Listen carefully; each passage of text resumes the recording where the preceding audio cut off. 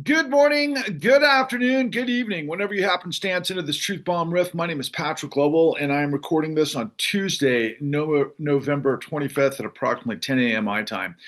And yeah, I've been itching to get this one out for a while. This is my 703rd Truth Bomb, trying to take what's in here and in here based on this incredible odyssey that I've been on, this adventure that never ends, and somehow penetrate your brain to be able to give you the answers that you're looking for. I'd say 99% of you.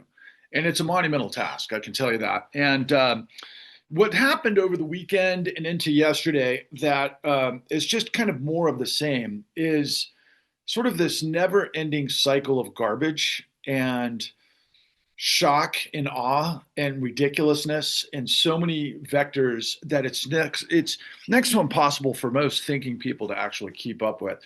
But I noticed a trend over the weekend, and it's been growing really ever since last Tuesday, I'd say, which I think signaled a sea shift in sort of the political landscape, picking up the momentum from what was taking shape over the summer with the No Kings rallies. And by the way, happy pre-Thanksgiving to you all. It should be pretty entertaining to see a lot of folks come together under one roof and all the fireworks that that can lead to, of course. And we always kind of conjecture, how all of the different folks dealing with the situation at hand are going to communicate, obviously, in tight quarters. And that's always fun, isn't it? But let me give you guys, hopefully, plenty to think about, especially if you're in those situations. But more importantly, directed at people that feel like, okay, now we have some momentum. Based on last Tuesday's elections and the Democratic blue wave, as it were, the victory of Zoran Mamdani as the mayor of New York City, and everything that's obviously created in the whirlwind of media and that sort of thing, especially the visit in the White House, which was pretty entertaining.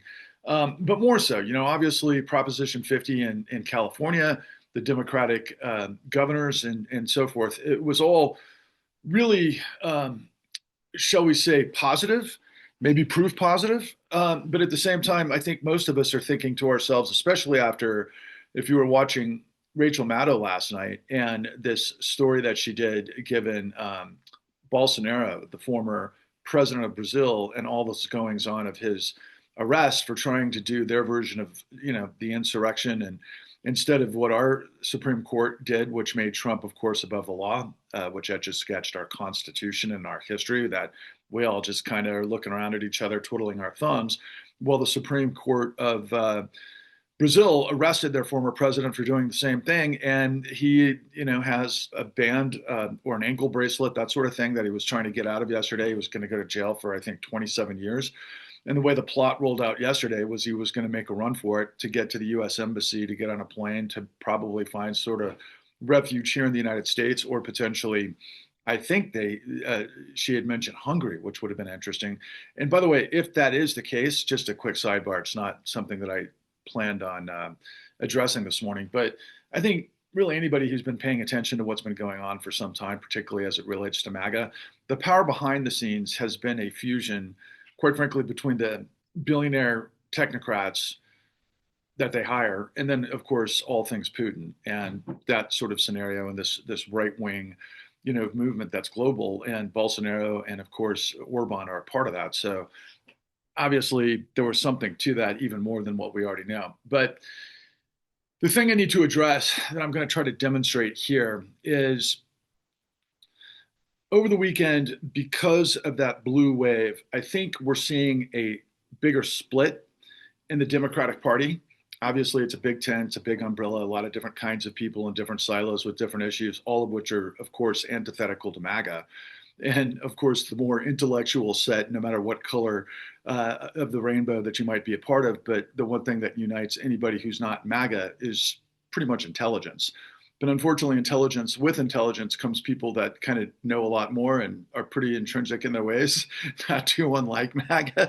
And what I've observed over and over is that there's a lot of people maturing that are, let's just say, podcasters with big audiences that are asking the right questions, that are incredibly intelligent and equipped with the capacity to understand the information that I'm providing, but they can't see it. just like most people can't see it, because everybody lives, and the way I like to describe it is in the four walls of their existence, right? It doesn't matter what part of the journey of this life journey you're on, you have your life. You could be in school, you could be kind of ambitious to become something that you're in the process of doing, and you've got to deal with all of the realities that are, ensconced in that sort of journey. And same if you're on the other side and you're a retiree trying to hang on to what you have, and everybody in between. And you deal with your family, and you deal with, your interpersonal, I don't know, the people that come in and out of your life and everything else. And so that's a lot of things to deal with just in the 24-hour span of a day. But then you add in, technology and this incredible, overwhelming, misinformation and disinformation. I happened to post yesterday. It was a really clever piece by Mike Figueredo of the Humanist Report, who I actually have quite a bit of respect for. But because of some of the things I'm talking about, I have a little bit of an issue with him as well, just because he's ensconced in his own private Idaho like everybody else is, because of the way the algorithm works. But I'll address that momentarily. But he did this piece that was just remarkable. They were talking about these fake accounts that were involved with the algorithm with X and Elon Musk and all of these kind of crazy things that were involved with it. But it turns out the most ardent white supremacists, the most ardent Nazis, the most ardent MAGAs, as the way we consider them in terms of their platforms, and some of these accounts that have tens of thousands, if not hundreds of thousands of followers. They're fake programs in Bangladesh or Vietnam or Cambodia, or like, what was the one that we were always dealing with? I think it was in gosh, what were those islands in Malaysia? That huge city. It kind of escapes me at the moment, but yeah, they're these Asian guys that are programming, and he showed this like office that had 1,000 phones, and they were all connected to these servers, and they had these guys working around the clock because they get paid to create this content that gets engagement, that's hate rage, that's bait for idiots that don't have a fucking clue of what's going on. And so there's that. And another thing that I'll address just briefly before I get into what it is that I'm going to do that's slightly different than I've done before. But, I've recognized this, I think, for several years now, but particularly going back to Facebook, and there was all sorts of strange things that were happening there. And then ultimately on X, I went to X before I got on Blue Sky and Substack. And and I had this kind of hockey stick growth on X for a while, and then all of a sudden, yeah, I got kneecapped. And I was looking around, I'm looking at all these accounts, and a lot of the accounts on the side of, let's just say, you know, fundamentally kind of people I might hang with, or have discourse with, or discussions, because I could recognize that they have a college education and they kind of know stuff about policy, and they're, talking about certain things that are important. And you start to see the patterns, and one thing leads to another, and you find out, oh, it's a fake account, it's a bot account, and yet it does have engagement and protocol that can, do strange things on your feed, quite frankly, especially if you're somebody like me with the $71 trillion truth. And that's really kind of the composite of this, because what happens is they can smother you. And in fact, a more extreme version of this, and I talk about this, and those of you who follow me on Blue Sky probably have seen me say things like this before. I hate sex bots. I discovered them a long time ago. I remember when I first started getting engaged with sex bots, I was like, Jesus, man, I must have some really real mojo going on right now, because all these hot chicks from all over the world are reaching out to me. And I'm like, what? Why? There's I guess I have enough confidence to think that maybe some of it was legit, but then it got ridiculous. And then it got really ridiculous once I started getting into conversations. I'm like, oh my God, these are fake, right? And then it got worse and worse and worse. And it was like, it would parallel, the more information I would provide, the more quashed I would get. And this has been my story now, going back to the release of our work, our seminal work, which is The Con, which I used to say you could find for free at www.thecon.tv, but that doesn't exist anymore. We took it off the shelf, or excuse me, out of the public arena, and there's maybe some weird reasons behind that. that are in addition to the weird reasons that quashed us from the beginning. And I have reason to speculate. And I know this because I'm an investigative journalist and I can add things up. And I've been in the industry and a producer for a long time with access to a lot of power. And I know how people operate that are in the real world, kind of, shall we say, Machiavellian and doing kind of the similar things that these fake bot accounts are doing in Malaysia, which is what I was trying to remember. I think I was trying to mention the city. But anyway, and people play games and they can quash you, especially if they have a lot of money and they have a lot of, shall we say, vectors and technology and law, and they can oppress and obfuscate and subjugate and do the types of things that we saw Donald Trump get 34 criminal felony convictions for working in conjunction in a conspiracy effort with David Pecker, can't make that name up, formerly of the National Enquirer, who was working with Donald Trump for decades to cover stories. But of course, the story with Fani Willis, because of her declarations of, what they did, that could have turned the 2016 election. That's how slow the legal system works. And they finally got it, obviously, in Alvin Bragg's Southern District of Manhattan. I think it was Southern District of Manhattan. But anyway, so they do the case and they prove, that he broke all of these, violated all these state, election laws and that sort of thing, which led to these felony convictions, right? That, of course, he should never have been elected president again. And of course, I think that it was rigged. I think it was stolen. I think it has something to do with the technology, with Elon Musk's involvement, but I don't have the capacity or the wherewithal to be able to go dig into that, which I would if I had the technology, or excuse me, the resources to do it, which makes me different, quite frankly, than everybody else that you hear, that I'm about to show you, and pretty much that exist all over the place, that are intelligent, that could have some sort of degree with some sort of 3-letter designation behind it that signifies that they're experts in some sort of subject. But what you don't know is that a lot of the times they get those degrees by playing the game of what that institution is. And of course, we all saw many of these institutions bend the knee and basically placate Donald Trump's corruption and this billionaire apparatus that I continue to reveal to you, that nobody can see the forest for the trees because they're reacting to the cycle. They're reacting to what their headspace is, what they've been on this journey, what they know. They live in the 4 corners of their existence. Doesn't make them stupid. I don't think I'm stupid, but I was stupid. I got played by all this stuff until I got the opportunity because of who I am. And I realized a miracle because I am a producer, and I went to somebody with means and I convinced them to invest in the ability to give me resources to go out on a journey to figure shit out. And I did. It took me 14 years and a whole lot of execution that I'll put in the description below, all of which I've made for free. But that can give you the whole chronology of how this whole thing works if you decide to shut out all the noise of lies and distraction to get hip to the truth that I'm revealing. If you want to live in a country of, by, and for the people, where liberty and justice is supreme because of the integrity of law, that creates a world of sustainability, equality, liberty, beauty, and all of those other types of things that people that aren't MAGA, that are intelligent, that like to grow things in their garden, that like to travel, that like to listen to music, that like to go on adventures and like to live life to the fullest, that would all be on board with if they weren't probably doing all of those other things. So it's really up to you to be able to share what it is that I'm revealing. And you have to become the nuclear reaction vector to the Big Bang of truth that I'm dropping. And I'm not trying to be a dictator. It's not all about Patrick Lovell.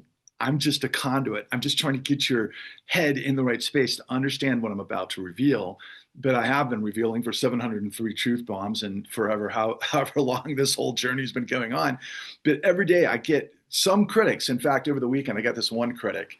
And I think this is kind of a good kind of moving on point, just to make the point and then move forward. But I could tell, by her grammar and her language in a short, reaction that she had on Blue Sky, that she was obviously educated. And I think she came from the upper crust.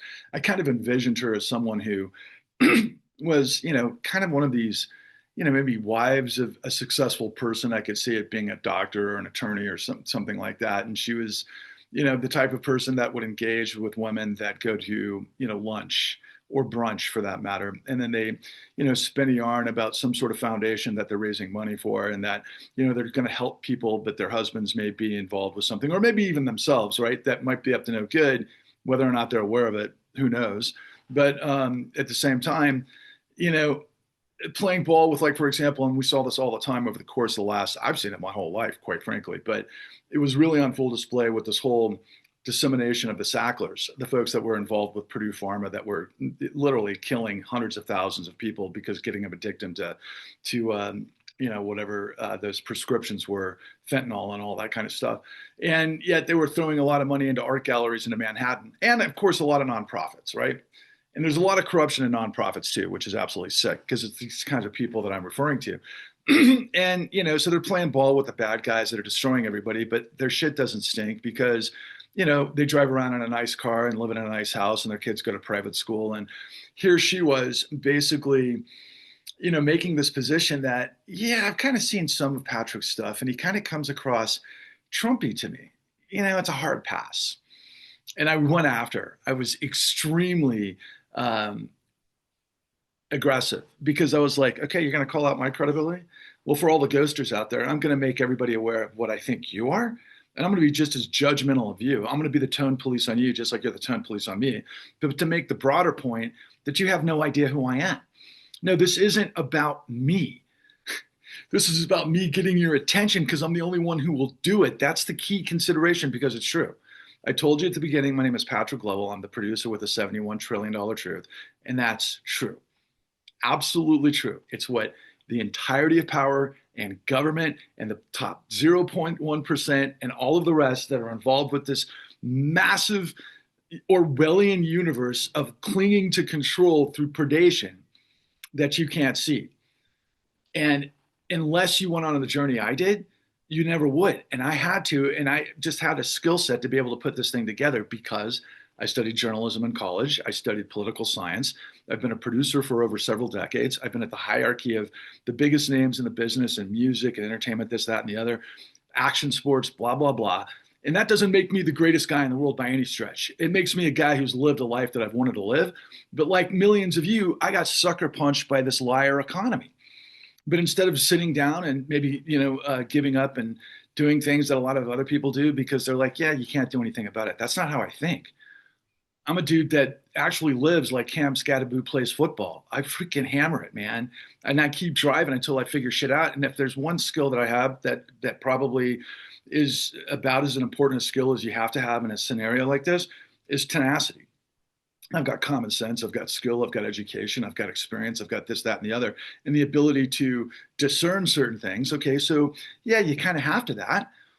But it's like, okay, who else does right now? Who else did?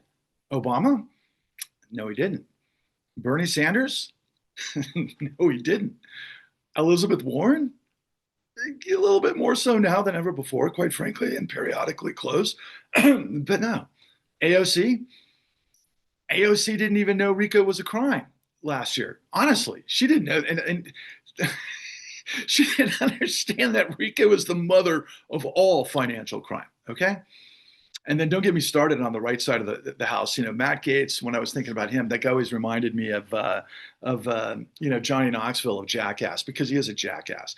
Did you hear recently that guy was trying to, I think he did rape a homeless girl who needed work on her teeth. That's how these guys operate, right? And we know that. So I'll get into that. But I guess the first thing I want to do in this sort of demonstration, I think, of what I'm saying that really kind of pulls it all together. I'm going to share my screen. And I'm going to start with a headline here, okay? And but before I get there, I'm going to get into the headline of the day that got my attention this morning. Okay, it says participants can see my screen, and that's what I want. Okay, so if I am looking, right where I am. So check it out. I opened up the New York Times this morning, and on the front page, market volatility underscores epic buildup of global risk. Now, I've been saying this to many of you who have been paying attention, that what's happening right now is the exact same thing I've been educating you about that's been happening for the last 14 years.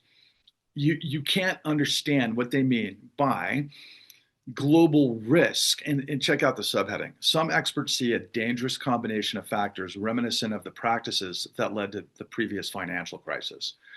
Or crises, which is the key consideration. Because going back to really I mean, it goes back in my lifetime to the 70s. There was variations of this, but really in the 80s and in the early 90s, the first thing that kind of sets the table for this is what's known as the savings and loan crisis, and also the junk bond crisis. Those two things were very specific to what it is that I've been revealing this whole time. That ultimately manifested into the tech bubble in 2000s, and then on the flip side of the 2000s, we had Enron and we had WorldCom and a whole lot of other schemes, and then we ultimately had the great financial crisis, which was the mother lode of them all, and then we ended up with a whole variety of stuff that was leading in and out of COVID. But ultimately, oh my God, there's so many different versions of this thing. And then, of course, in Bitcoin and Sam Bankman-Fried and FTX and crypto and all of those other things. But right now, we're in the middle of what's kind of a lot of people and economists and those in the know referred to as the everything bubble. But what they're always talking about now, those who are in the know, obviously reminiscent of experts that see a dangerous combination of financial factors, reminiscent of the previous financial crisis that I just said, it's the shadow is what we call it. It's the shadow sector. It's stuff that happens in this kind of three-card Monty. It's like this 26-level chess with traders that do this, that, and the other, with big hedge funds and private equity and asset management firms and all the different aspects of the financial apparatus that are basically moving money, getting fees, and then banking and pumping and dumping and all of these other elements. And what they've been doing is that the whole time. Why? Because it's a crack circus. I frequently use this analogy that and it works on most people, that imagine if you give a crack addict endless crack that's in a safe and the combination to the safe. How do you think that ends? Well, that's what we're in the midst of. And we might be on the verge, in addition to everything else that's going on, of a monumental global wipeout, okay? And what happens after global wipeouts? Usually not really good things, okay?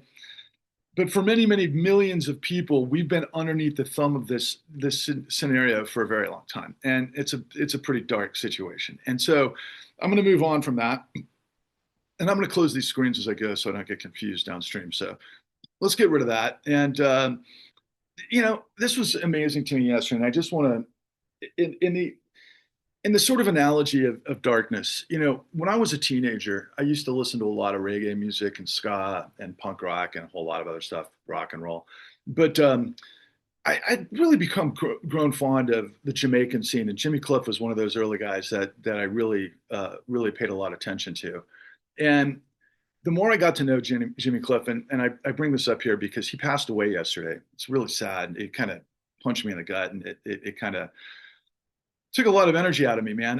I'm not a crying guy, but for a moment, I actually felt a tear swelling up because I love this guy. I love this guy. And it says here in the subheading, his Grammy winning records, as well as a starring role in the cult movie, The Harder They Come.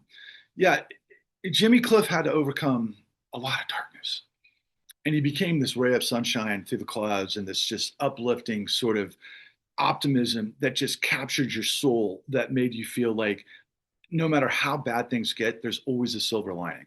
And that gentleman did that to me for years. I saw him in concert a number of times throughout, actually, I think the late 90s, early 2000s, now that I think about it. And, I hadn't heard hide or tail of him for a long time, but, this is one of those things from people of my generation when they're like, my God, because music has always been a big influence in a lot of our lives. And Jimmy Cliff was definitely no shortage, but nothing short of that. But I just want to use this as a reminder, A, that life is fleeting, but B, that we have to have this spirit really of fusion, of harmony, of unity, of beauty, of belief in each other, and then that things can be together better, and we lift each other up instead of tear each other down. Because the way this whole system of algorithms and everything else is to get us further apart, to get us more divided, to get us more, shall we say, ignorant to what everybody else is up to. And that's why most people can't see the forest for the trees. So if you're like me and you love guys like Jimmy Cliff and you understand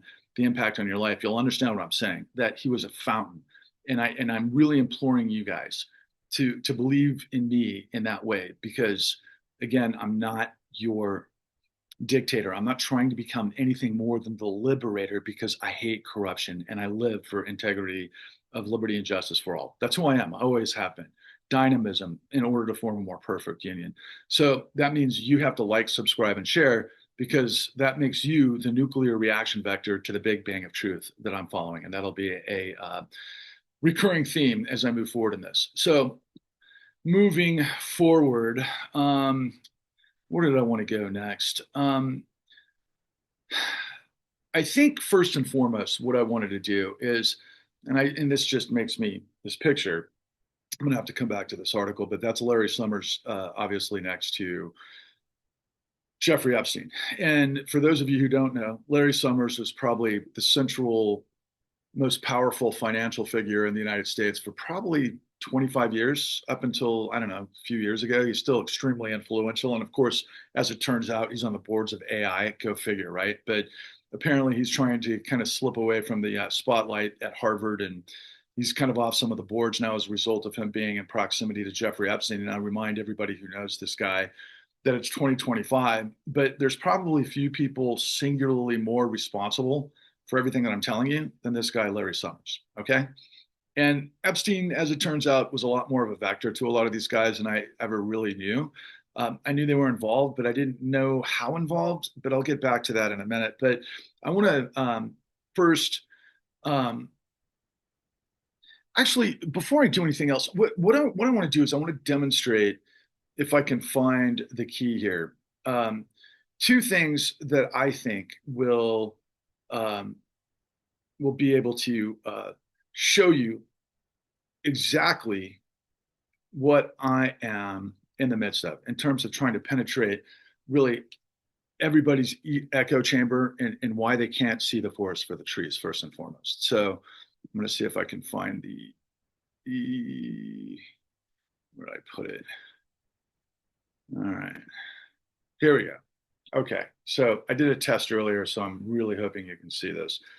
So last year, a couple of really smart guys came into my proximity, got involved with the Clean New Deal for a short span because they were involved with some local races initially. And they were experimenting with ChatGPT and all things AI. And they did this demonstration for me that absolutely blew my mind.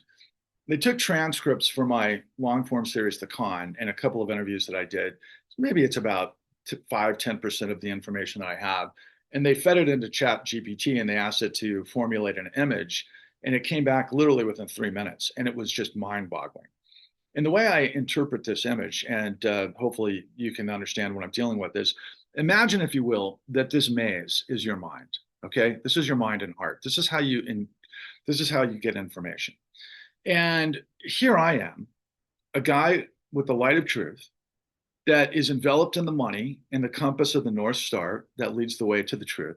That this, what I'm revealing to you, the $71 trillion truth, is what can unlock your heart and your mind to understand how we can redeem the dream and purge the misery of tyranny to unleash the renaissance of possibility. But the problem is, you guys are all here. Now, here's the system of power. Now, this building, it appears to me like it could be a cross between the Supreme Court and the Federal Reserve.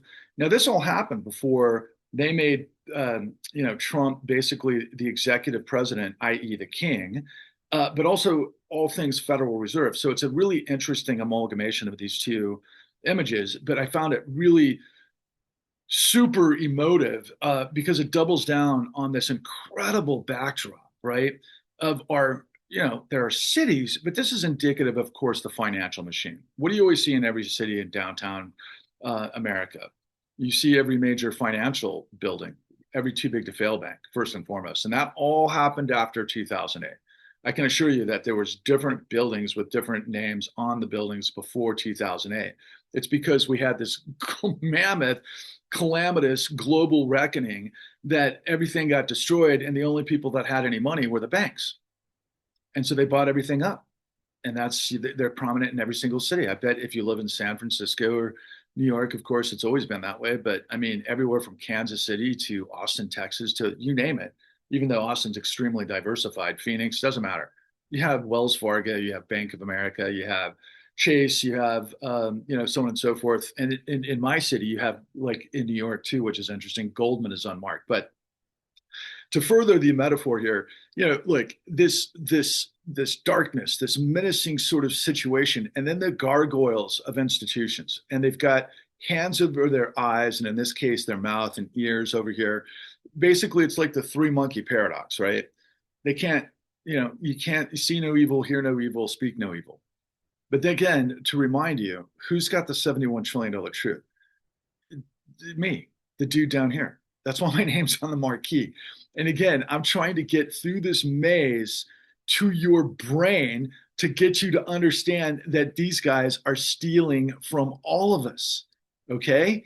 And when you understand the truth, you become bulletproof and you become the light which breaks through the darkness. Okay. All of those things are in a motif that was generated by AI for literally 3 minutes. That blows my mind. Absolutely blows my mind.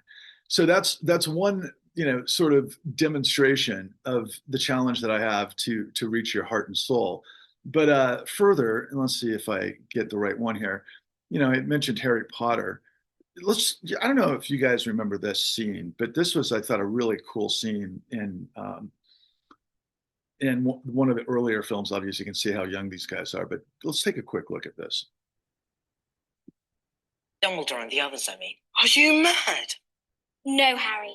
Even in the wizarding world, hearing voices isn't a good sign.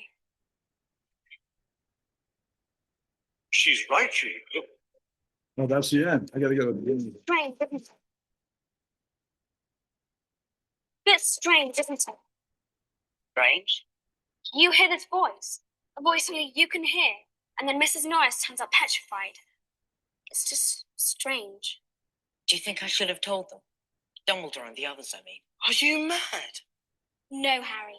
Even in the wizarding world, hearing voices isn't a good sign.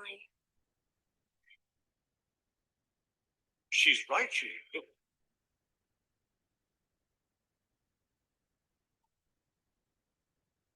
So, yeah, I didn't key it up perfectly, but you saw the staircase move. And, that's another sort of just what happens every day in social media for me, just because the overwhelming flood the zone sort of situation is the magnitude of how it's so hard to get through to people. Because in that particular scene, the staircases move, and so what happens on a daily basis is that we move the goalposts every other day because something more extreme comes out than the day before. I mean, my God, in my lifetime, I thought it was insane when we had 9/11 and 20 years of war, which obviously became the norm, and then the great financial crisis and all the carnage that came after it, and then all the things that led to Donald Trump. And then we have this thing on an ongoing, basis, these revelations. And if you listen to Rachel Maddow and Lawrence O'Donnell specifically, and this was demonstrated by the folks that I recorded with every week, the No Untouchables, and it blew my mind about 6 months ago when they brought this up, and I thought that they had misspoken, but it turns out to be true. When Doge kneecapped USAID because of the AIDS medication and many other things that go into countries and continents like Africa, for example, there has now been 600,000 dead as a result of this, mostly children.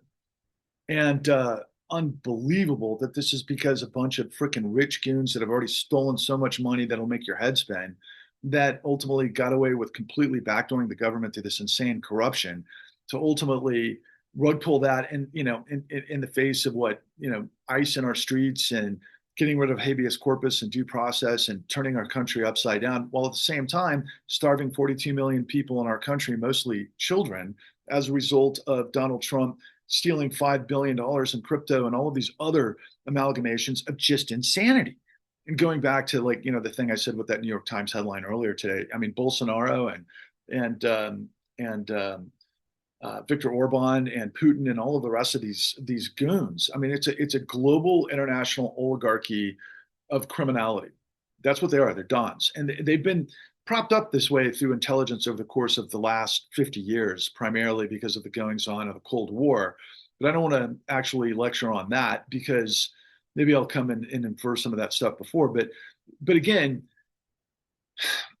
the people cannot get the truth when they don't pay attention in the moving, parameters of the staircase to your mind, or the maze, or all of the things preventing you, especially in the ones that I'm speaking to most importantly, are people that I believe have an education, people that really are active in society, that actually care about things, that try to do right more than wrong. And in my 57 years on Earth, I've discovered that really there's two major inside forces of our existence. One is creative and the other one destroys. One is light, one is dark. You have a pillar of character, integrity, and decency versus hypocrisy, duplicity, and complicity. And what we've seen is, the pirates have taken over the ship. The MAGA universe are pimp whores, junkies, and parasites, and that's really an insult to those that are really that. I mean, we're talking about these guys that lie for the Lord. There's this intersection between this triad of power between unbelievably diabolical billionaires and unbelievably grotesque white supremacist groups that have this patriarchy scenario where it's like Nazi ideology, kill everybody, right? Because they're just born better, even though they're mostly idiots. And most of them are cowards, to be quite frank with you.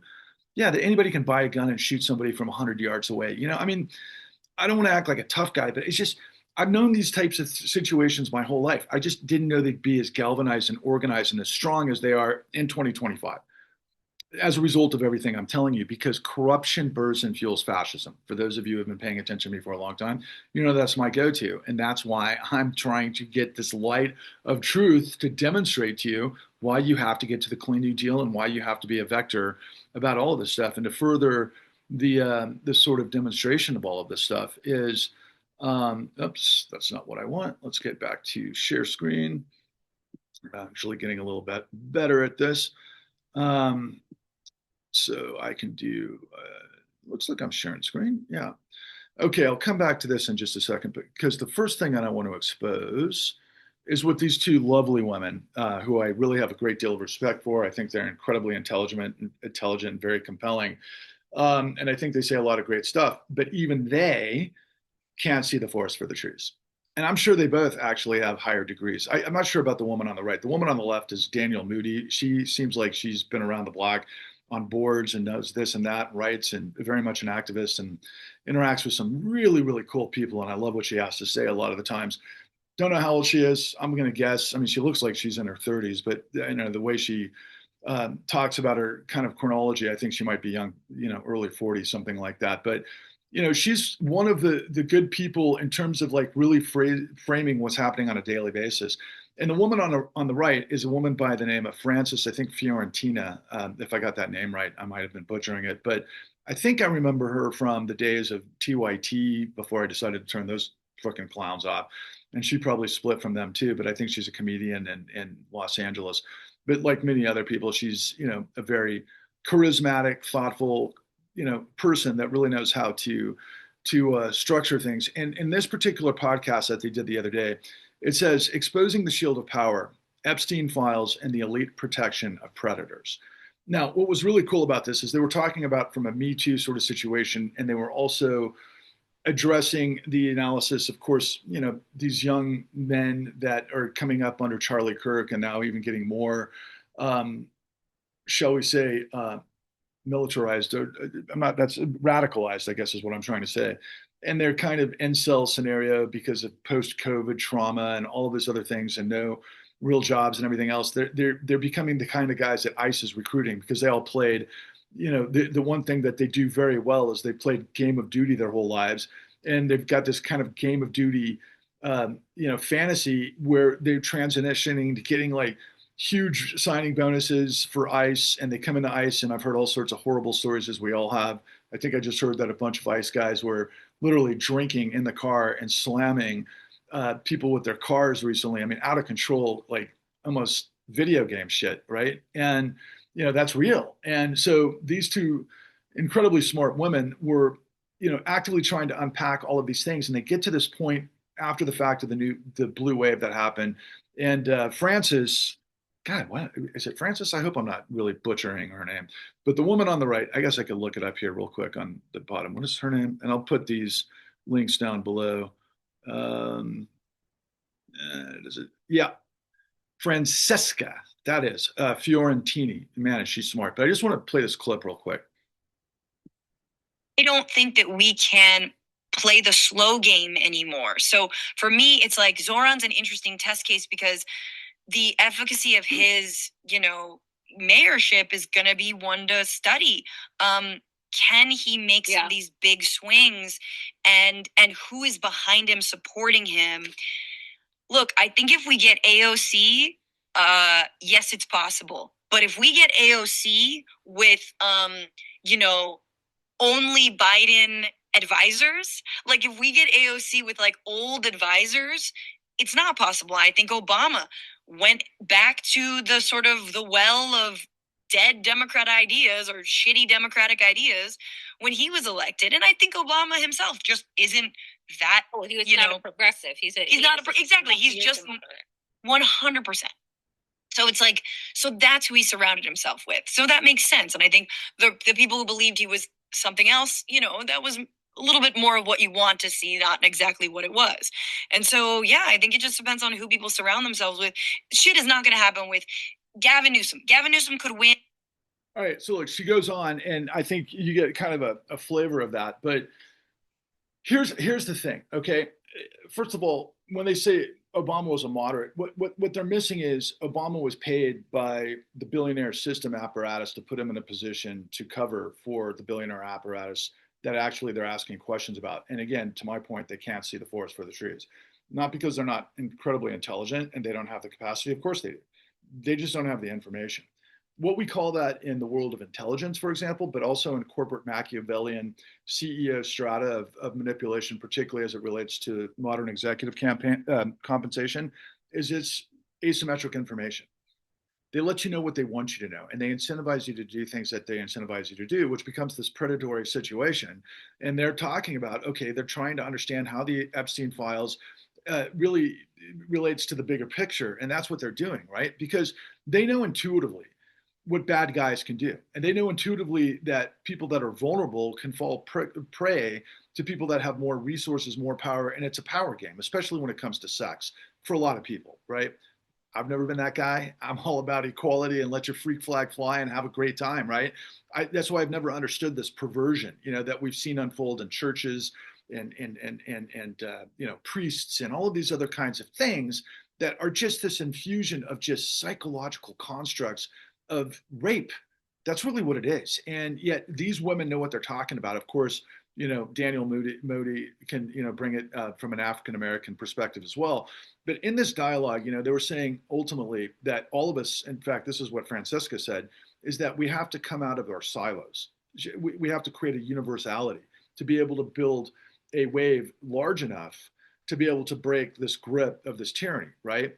But what they both go to that I don't go to, and there's a reason I don't go to it, but because they don't have the information that I have, what they say is ultimately socialism is going to be the answer. Okay. Now, for those of you who know me, you know that I understand we're a huge country and that we already have versions of socialism and safety nets and this, that, and the other. And you have to have a real hybrid system for a superpower to exist, to be quite frank with you. But what my argument is, is that we have socialism for the billionaire class. That's the fucking thing. And so I'm going to get rid of this for a second, and I'm going to come over here to the opinion page on Sunday. So this is really the key consideration. So how, and this is incredibly informative to see how mainstream media, particularly the nation's, paper of record, which is really last guy standing, because all the newspapers around the country were bought by hedge funds and private equity over the course of the last 25 years. And they've destroyed investigative journalism, which is why I had to do the stuff that I did. It's really truly what happened. When you control the narrative and you control the ability for people to do investigations, then you can prevent anything from taking shape to be a challenge to you. That's exactly what the Supreme Court has ruled on recently, and I'll get back to that in a moment. But how the elites behave when no one is watching inside the Epstein emails, I just want to demonstrate this one key facet here. And this is obviously in the op-ed page, and it doesn't have the details that would go with an investigation like we do in the con that actually provides you who did what, when, and how, and the evidence and the facts that are illegal, because everything has to, in a court of law, you're not supposed to lie. You can't lie. If you get caught lying, you can be disbarred. But especially if you plant evidence, this, that, and the other, you throw a case, or in the case of James Comey and Letitia James yesterday, if you pick a prosecutor illegally, there's all sorts of specificity within the legalese platform, and certain, functionalities of tools within the system that if you don't, have the integrity, you're going to blow the whole case. And so it all comes down to investigations. But think about this vagary, right? Because I think in the third paragraph here, it really demonstrates what I'm talking about. So at the dark heart of this story is a sex criminal and his victims, and his enmeshment with President Trump. But it is also a tale about powerful social network in which some, think about that, that's certainly a vagary, right? Depending on what they knew, again, another vagary, but an inference, were perhaps able to look away because they had learned to look away from so much other abuse and suffering.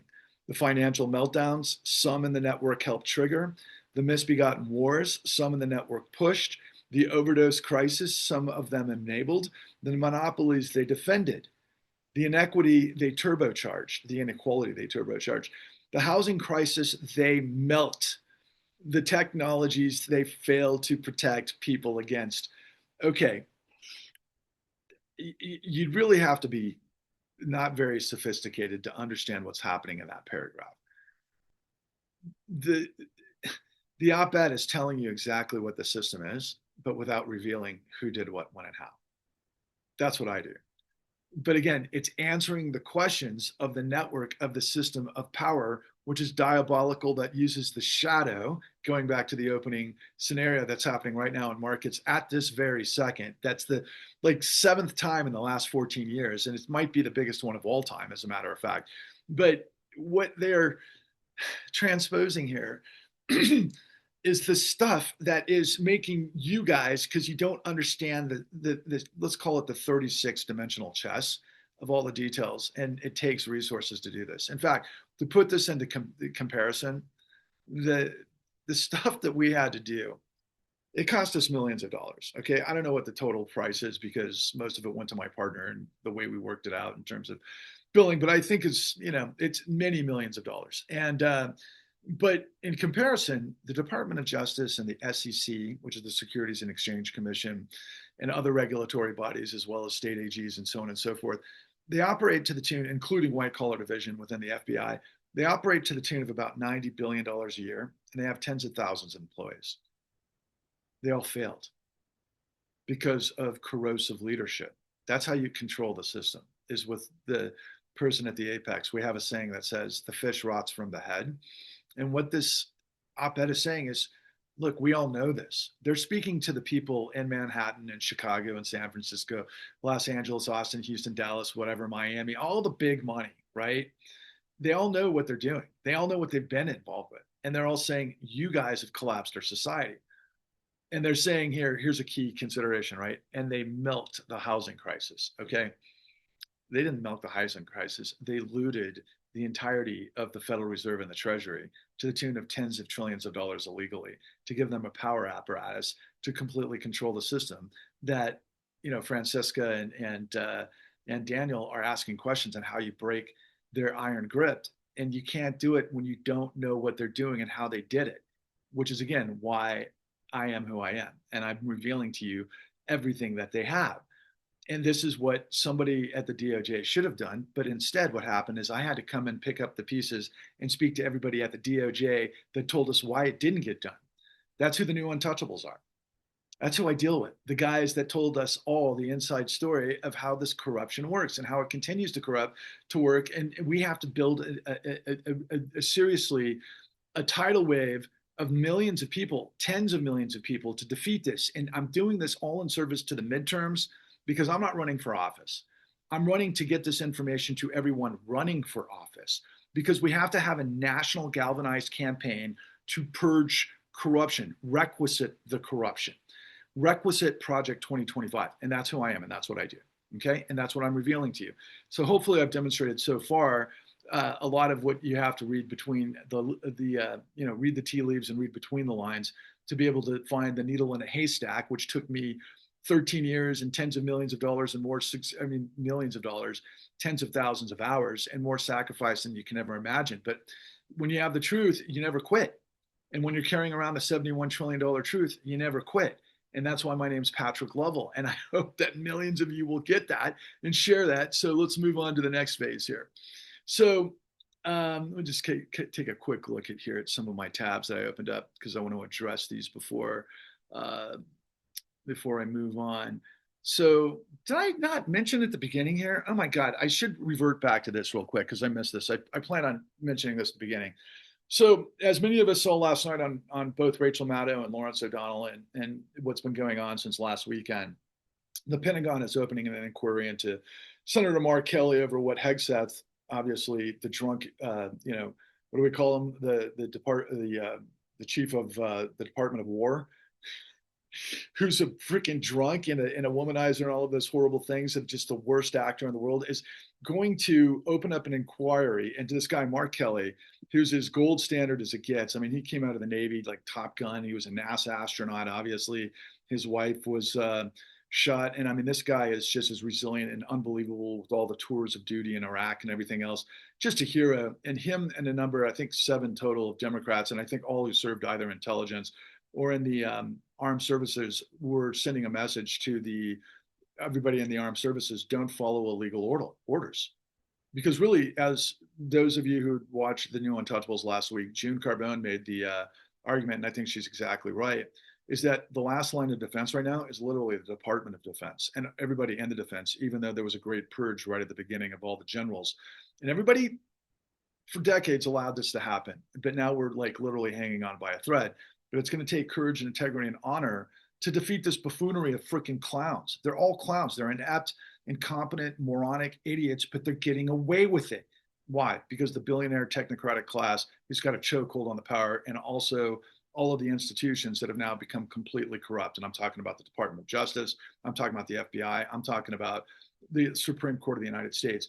To imagine me, let's just say 10 years ago when I started this journey, to say these things publicly the way I just did so declaratively, I would have never thought a possibility. I would have thought that an impossibility. But the fact is, I was learning that every step of the way, and suddenly here we are, and we're literally hanging on by a thread. And to revert back to the first story that I had talked about with Bolsonaro and this global cabal of really, I guess we'll just call them authoritarians, because you got to throw in the Asian guys like Kim Il-jung in there as well, right? And he's not a white supremacist, but he's definitely a North Korean supremacist. And all that goes with it. They're just, power hungry, and there's not a lot of difference between the isms when you get to the centrifugal force of corruption and power. And that's always been the history, right? And so here, honorable vets that are in positions of power, that are senators, that Donald Trump is issuing provocations like, we're going to hang you for treason, was the connotation. This coming from a guy who got out of military service through 5 deferments because of, his bone spurs. So he's a total coward.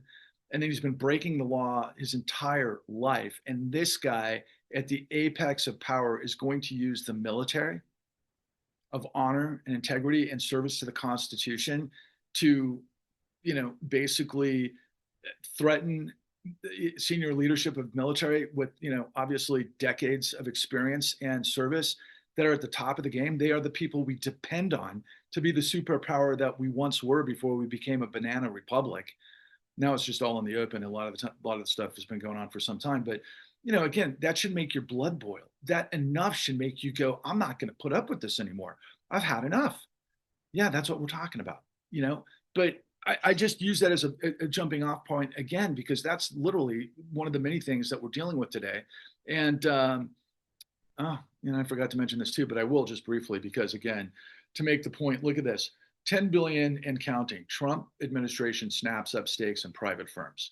Trump administration is trading billions of dollars on taxpayer money for ownership stakes in companies. The unusual practice shows no sign of slowing. Guys, that's fucking communism. Do you not know that? You want to share that with your MAGA relatives over there? This is fucking communism. This is the Politburo. You idiots who don't know that. How do you not know that? Well, because you're like, oh man, it's immigrants, it's brown skinned people, it's this, that, and the other, it's trans, it's the, my God, this stupidity, the ignorance is this poison that is manipulated by greed. And they're all fucking pissing on our heads, telling us it's rain. So you got to wise up to the information if this makes your blood curdle, and it should, because furthering the point of this powerful matrix of getting back to this point. Again, this came from a fantastic journalist, a guy by the name of Greg Palast, and a friend of mine. I've got to credit him, Reagan Wojcik from Canada, who's a fantastic friend of the family here, shall we say, and a participant in the Clean New Deal, but he's also a journalist and an extraordinary guy, unbelievable guy, quite frankly, that you can find in our truth bombs here. But he sent this to me, and this is from Greg Palast. And Greg Palast is just a remarkable journalist, and he's revealed all sorts of stuff about the 2024 election. He works with guys like Leonardo DiCaprio, among others. And but he's just been an investigative journalist and an expert in tax fraud and all sorts of stuff for decades. And the reason I wanted to show you this is because this came out yesterday, and he's talking about the power matrix of the sickness of the Uber establishment, right? The financial establishment, the big guns in the hierarchy. And Larry Summers came out of Harvard. He was the president of Harvard. He was also guru in economics, macroeconomics specifically, became the secretary of the Treasury under Clinton.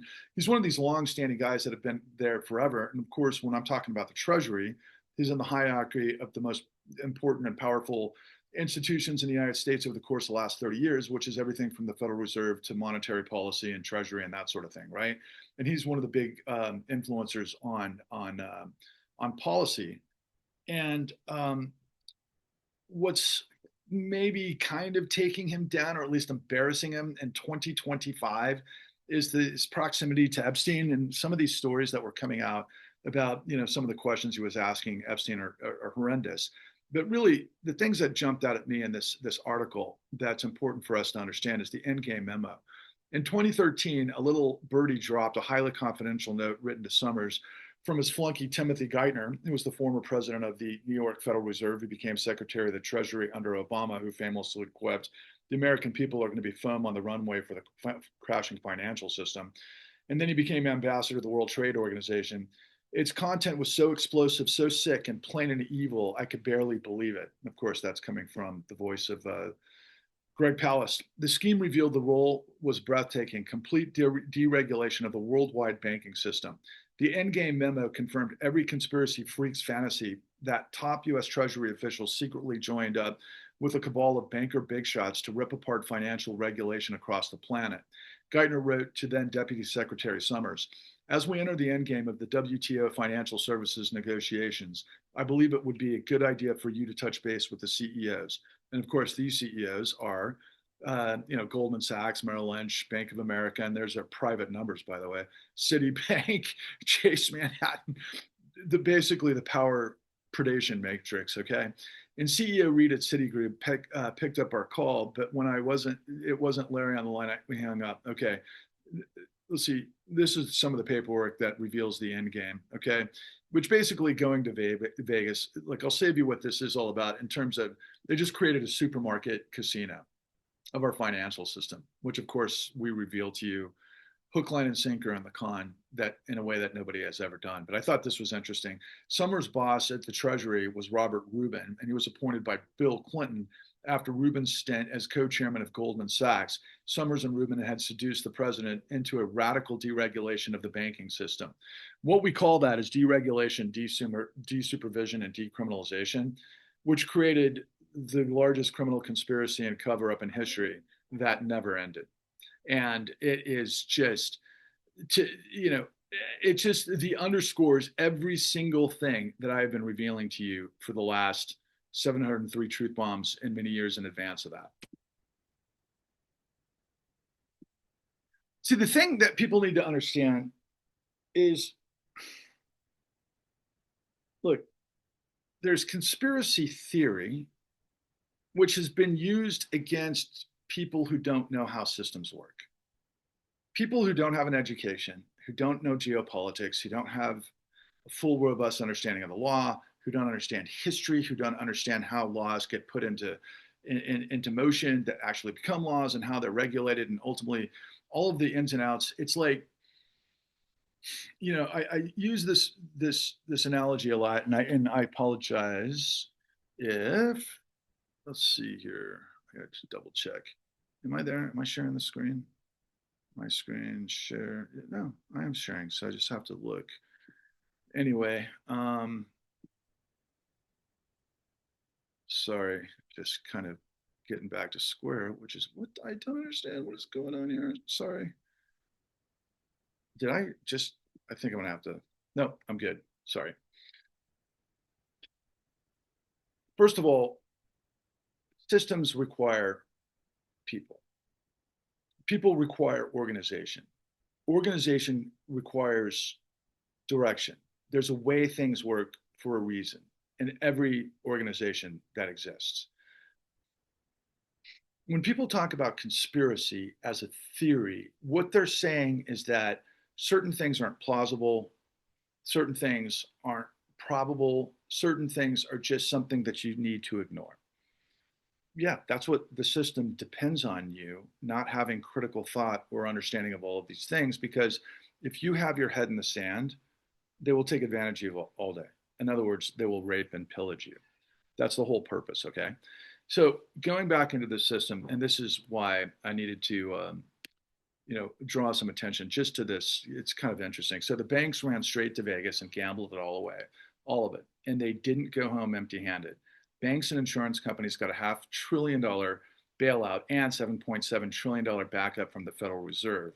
But before the markets imploded, Rubin left the Treasury to chair Citigroup, a Frankenstein of deregulation created by eliminating Glass-Steagall, FDR's precious gift to us to prevent stock market swindles. Rubin's starting salary was $126 million. Most important, Rubin made sure that Clinton would pick a replacement, which became Larry Summers, who wouldn't stop the deregulation grift. Okay, again, this is Greg Palast, one of the top journalists in the country, one that Daniel Moody and I would say Francisca and everybody in their ilk would pay attention to and give leanings to, but they're not hearing me. They don't know my name because I've been quashed, and there's a complete blind, can't hear, can't see, hear, understand what I'm saying, and until, because, and I'm just going to jump to this real quick, okay? So this guy, who I actually have a great deal of respect for, his name is Max. He's from a podcast that is involved with the Midas Network, and he is a very smart guy. I don't know what his accolades are. It seems like he's probably pretty high level in some sort of financial analysis situation. Maybe he's got a PhD, maybe he's got some sort of higher degree, master's in economics, something like that. I can just tell that he's a wealth of knowledge. But it's interesting. He'll tell us all the same things that I'm telling you, except he doesn't understand fraud, not granularly like I do, okay? And he and I have interacted a little bit, but he did a podcast over the weekend where he revealed that something that I was actually intuiting for a long time, and he just brought the goods and showcased it and made it make sense how it all worked. And it was fascinating from the standpoint that he was claiming from the beginning, and this was my point about Daniel and Francisca and many others that are starting to echo this after last Tuesday's election. There's a big rift in the Democratic Party, right? Because you've got the old brass that constitutes like Chuck Schumer and of course Nancy Pelosi and all the big power guns that maneuver and make things happen, who have been in the system forever, that have made tens of millions of dollars being a part of the system, which is part of corruption. But of course, there are corrupt guys. So a lot of the Democrats are like, they're not McConnell and they're not, Trump. So, okay, they're the good guys. Yeah, but no. And ultimately, this guy Max is making the case that it's like, look, they've all failed us. They don't know what's going on. They're part of the problem. And there's this rift where there's going to be this grand wave of, let's say, social democrats built on the kind of campaign that Bernie Sanders and AOC have been involved with for some time. And as I mentioned at the outset, even Bernie has not brought anywhere near the receipts that I have on this whole thing. And there's a reason for that as well. And quite frankly, as I've mentioned earlier in this dialogue, I think that as charismatic and I think as thoughtful and lovely as AOC is, she was on record last year in the Congress saying that RICO is not a crime. So there's that. Okay, we're talking this immense disconnect of reality from people who are supposedly being our leaders to basically break the tethers of power from what I just demonstrated from the old guard that none of them understand, recognize, know what they did, and I'm an expert in. I am. I know everything they did, when they did it, and how they did it. And guys like Max are like, okay, so in the grand scheme of social media, what's taken place over the course of the last, I think, at least several years, but I think I've recognized it for about a year, that you get these pockets of like these fake accounts that might be bots or they might be real, but they're getting paid, in the case of real people, $8,000 plus a month for basically churning out, Democratic talking points, DNC talking points that are, disingenuous to actually a movement that can break the iron grip of those that the big guard, the senior players in the Democratic Party have completely been involved with the whole time. Again, you can't see the forest for the trees. They're pissing on your head, telling you it's rain. And here's Max telling you, like he's a truth sayer, right? Like he's telling you this is how it works, and that's what we're up against. But he's not telling you what I'm telling you about the fraud. I mean, he's telling you a lot of the same exact things, but without the details of the fraud because he doesn't know it. And a guy like him should know this. I've got direct access to him. But you know what? He talks to people that have, I guess, hundreds of thousands of views a day. That's worthy of his time, not somebody who's got the $71 trillion truth. Why don't I have hundreds of thousands of views a day? Because everybody who's in power, whether it's, I've got reason to believe that BlackRock was the reason why a lot of this information in our work, The Con, never made it to big audiences and so much more. They had to quash us because they're the benefactors, the recipients of everything that I'm revealing to you. And so I don't want to say that Max is a hypocrite. I don't want to say he's disingenuous. I want to demonstrate again that even the smartest people don't know it all, at least in terms of the problem they're trying to solve, because it's asymmetric information. And they didn't go on a 14-year freaking odyssey to go get the information from the source material, which is what I did. And that's why it's incredibly difficult to be an investigative journalist. That's why it's incredibly difficult, or this is the reason why hedge funds and private equity and asset managers bought up newspapers a long time ago, to destroy investigations that could hold them accountable. I mean, this talking about a conspiracy, I'm not kidding you. This is what they've been doing over the last 25 years. And then ultimately, I could talk about the New York Times now, but all of media, they're all just telling you fragments of what it is that I'm trying to tell you. So to remind you of where we are in this dialogue, look, if you want a democracy, if you want a country of by and for the people, if you want a system of integrity, of decency, of integrity, or sustainability and equality and all of those things, that can only come from holding power to account. Because what we all know, what you should know, is absolute power corrupts absolutely. We've known this for centuries. We learned in the 17th century France by, vis-a-vis Bastiat, who was this libertarian philosopher who discovered, but he postulated, when a group of men discover plunder, they create a legal code to authorize it and a moral code to glorify it. I was just watching the wonderful Jennifer Lawrence in Hunger Games, last night, and that movie depicted it brilliantly. And by the way, I love Jennifer Lawrence. And if you're watching this, Jennifer Lawrence, will you please join us? By the way, I was in the sort of triangle of the group that you were involved with the anti-corruption effort long ago. Trying to think of the key factors there, but yeah, you might know who I am. And boy, I've got the answers you're looking for, my friend. So, God, we could use you as a spokesperson, but I digress. So anyway, the point about Max is that this guy's as smart as they get, and even he doesn't have all the answers. And if you know Max, help me get him to understand the answers, because he's so busy and self-important that even he doesn't want to actually discover the evidence of what it is that he's postulating, which is absolutely insane. But there's that.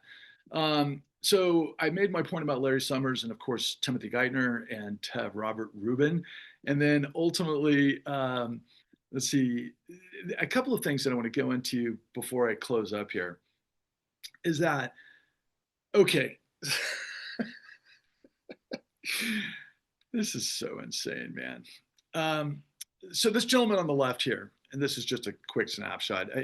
There was a great podcast that happened over the weekend from Steve Grumbine, and he has this podcast called Macro and Chill, which was Macro and Cheese, or actually it still is Macro and Cheese. And he's talking to Randall Wray, one of the foremost experts in all things macroeconomics. I think he's like chair of economics at the Levy Institute, and he's just one of the really most incredible, truthful minds as an economist in the entire world. And his work is really what I hang my hat on ultimately. Okay. And Steve Grumbine and I have a relationship because I'll just show you briefly that, when we distributed the con in 2020 and we got quashed and we couldn't get the major distribution, Steve had learned through me because I was involved with, trying to decipher MMT at the time, because I had, in my journey, discovered that, oh, wait, we had provided tens of trillions of dollars illegally to the financial system. How did that work? And that led me into MMT, which is a descriptive macroeconomic sort of principle based on how we actually fund the government. Okay, the federal government. Sorry, that's not state governments and everything in between. And this is in the lecture on all things macro. But it's just to indicate that, Steve and I had this relationship where we did this incredible podcast series that we did 20 hours on called the Pecora Files. The New Untouchables, the Pecora Files. And the reason why that's important is because Ferdinand Pecora was an investigator that came up in the United States following the Great Depression. He was a Sicilian immigrant that pulled himself up by the bootstraps with a big family off the docks to get a law degree, wound up in Tammany Hall. He wasn't a financial expert, but he was an expert in the mob and scams. Remember I said he came from Sicily? So this gentleman becomes the lead investigator into what created the Great Depression. And as a result, he came back with, okay, we've got these problems that were baked and predicated on basically derivatives trades and insider information and pump and dump scams and, quite frankly, collateralized debt obligations and a whole number of things that I thought just came up in like 2008 era. No, these were things that had been going on really in financialization going back way before this. In fact, it comes out of the slave era, if you want to know the truth. But ultimately, Steve and I did this incredible podcast where I reveal information. Again, you've got to understand that if you put any sort of gravity on things like Watergate, what I'm revealing to you is tens of trillions of times bigger than Watergate. And by the way, we've got like 1,000 Watergates a day now, right? I mean, that's how insane things are. But that's who I am in this grand matrix that was trying to prevent all that's happening now from happening. But it happened, and it's just probably the greatest spokesperson for all of the things that I'm trying to get you to understand is Donald Trump and this MAGA zombie apocalypse and the billionaire apparatus of deception that's forcing this giant shit sandwich down everybody's throats to where they can't escape, to where 600,000 people have died in Africa as a result of U.S. aid, and 5,000 employees at the Department of Justice quit, and ATC and all of the other NOAA and yada, yada, yada. Everybody is in the same boat now. And if you can't come together under this umbrella of truth that I'm revealing to you, then there's no way we're going to be able to beat this system, right? But again, you can still find this. This is on YouTube, of course, and it's a wonderful series that has unbelievable information. My God, I've got all of the information. If you're a journalist out there, if you want to know who did what, when, and how, and have all of the evidence, this is one way to do it. But moving forward, the Fed is a weapon. Okay, so the reason I just wanted to show you this, and I don't think I'm going to go into too much detail here, but Randall Wray, let's just see if I've got the clip set up here. Let's see what he has to say. Monetary policy. Now, it's true that the Fed lowered interest rates, but interest rates had been low for a very long time. The Fed has engaged in some bailouts. Everyone remembers Silicon Valley Bank. Yes. The Fed did step in, but that did not help the economy. It didn't help people. We can argue about whether it was a good idea to do that or not, but that is not what helped get us out of the deep COVID recession.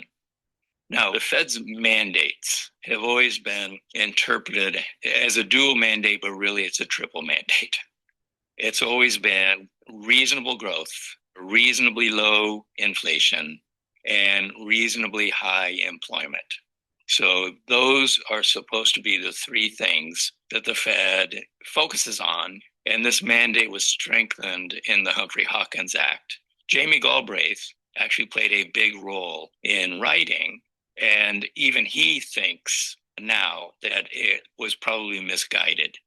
And the reason it's misguided is if you look at that triple mandate, the Fed has no levers, no tools to achieve any of them. In other words, even if we believed that all of these are good mandates, the Fed is not capable of pursuing any of them. All of these actually are better pursued by fiscal policy, not by monetary policy. Back in those days of the Humphrey-Hawkins Act, the Fed and many economists still believed that the Fed could control the money supply. And Milton Friedman had convinced many economists and politicians that the key to controlling the economy is to control the money supply. We now know, and the Fed actually began to discover this almost immediately after the Humphrey-Hawkins Act was passed. By the late 80s, the Fed gave up on money targets. The Fed can't control the money supply, and so they switched to interest rates, the Fed funds rate, the overnight interest rate. And the problem for pursuit of the mandates is the Fed funds rate is not a tool that can be used to hit any of the mandates, just plain and simple. And all of the evidence since the late 80s demonstrates that what I'm saying is absolutely correct. And even some people within the Fed have now written research reports and stated publicly that the Fed cannot do this. And it is delusional for the Fed or for Congress or for the president to think that the Fed is able to do any of this. There's conspiracies galore. The Fed is probably the most propaganda-driven institution that the United States government has. It's got more stories, more conspiracies, more insane and some sane, some starting to feel more sane narratives behind the scenes as to its role and purpose. Most of us on the MMT side, whether it be Warren basically saying the Fed could be reduced to a spreadsheet, or some of the other folks that have said basically that, you know, what you just said, which is that overnight interest rate isn't really much of anything. I mean, there was a meme going around where there was a child's pretend car steering wheel and the kid was in the passenger seat playing. They're saying this is the Fed. And the reality driving it is fiscal policy. Fiscal policy belongs in the driver's seat, not the Fed. But we make a really big deal about this. There's obviously something very negative that the Fed is capable of doing, aside from just choosing to bail out rich people and leave the working class to suffer. What are some of the things that the Fed's misguided approach to things has done negatively to not only the economy, but really the broader society? Yeah, back in, I think it was 2004, when the Fed had started raising interest rates sharply. And that is what triggered the global financial crisis. I mean, we had severe financial problems, massive fraud by Wall Street. So a crisis was pretty much inevitable, but the Fed made it a lot worse by jacking up interest rates. And I was trying to think through why the Fed was doing this in 2004. And I noticed how much 2004 looked like 1994. And fortunately, the Fed, actually Greenspan, had been caught lying to Congress. And Congress induced the Fed to start releasing transcripts of the FOMC meetings, which is where the decisions are made, with a 5-year lag. So by 2004, we had the transcripts from 1994. And I read through those to see, why did the Fed raise rates in 1994 when we were in a jobless recovery? It was our first jobless recovery. Normally, when you recover from a recession, you create lots of jobs and people go back to work. That was not occurring in 1994.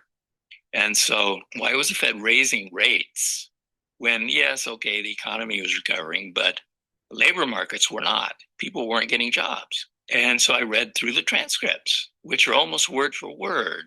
The only thing that they take out is if they start discussing a bank that's in big trouble, they take out the bank's name. But otherwise, it's word for word. And they were worried that some jobs were being created. Literally, that was the reason. They liked the high unemployment, and they were worried that if more jobs were being created and more people went back to work, then there could be inflation pressure.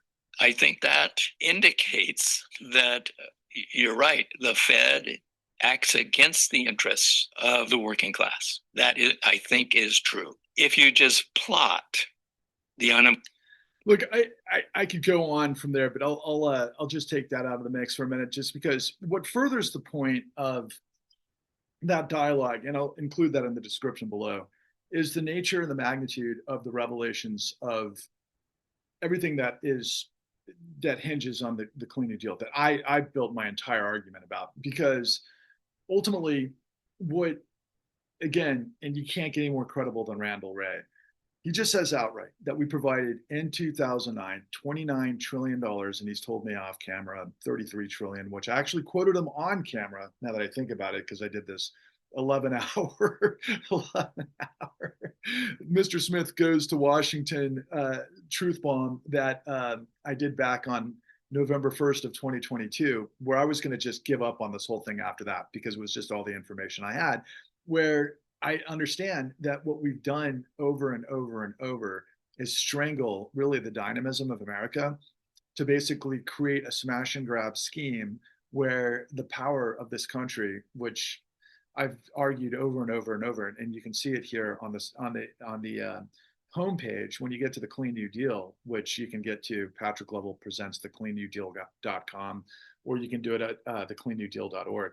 But I say here, and I argue, we don't live in a democracy. We don't function as a capitalistic system. We don't have free markets. The law is unequal. We don't have separation of powers. Corruption rules everything. Millions are beginning to understand the threat of Project 2025, and the Clean New Deal is democracy's answer. It is. And everything I'm showing you demonstrates that even the smartest people don't know how to get here. They don't know how to unpack what is. They don't understand the levers of power. They don't understand the financialization. They don't understand who did what, when, and how. And they need to understand it through the Clean New Deal. But the way I like to describe it, which is really, I think, the ultimate, because I studied political science, I think characterization of what we've become. We're not a democracy, okay? Like I said, we're a corporate fascist state undergirded by a criminal syndicate, literally, that uses the full faith and credit of the United States illegally to backdoor to this monstrous international racketeering criminality that is now birthing and fueling fascism. That's the paradigm. And you've got to think paradigmatically to be able to undo what's been done. And this isn't the first time in history that this has happened. And so, in fact, it kind of, I mean, a lot of people like to think of it as a pendulum that swings, but my mentor, William K. Black, just says, it's like just a giant amoeba or amorphous thing that's just battling inside through every generation. And, the good guys have got to beat the bad guys. And that's the dark force versus the light side of the force. And it's always been that way. It will always be that way. And you have to pick a side and you have to actually do. And so, yeah, let's hope. Let's see. I don't know why I'm not seeing me there, just to double check. Here I am, and I'm recording, and I've got screen share. So I share. Let's go to desktop. Okay. Oh. All right. Well, I didn't do anything different. Okay, there we go. Sometimes I get caught up in this because it's hard to be your own producer and your own director and you're building the plane and flying it at the same time. So thank you for continuing to hang on, because this is really the most crucial part of the whole thing, right? So let's kind of do a quick recap of what this entire truth bomb body is meant to get you to digest, right?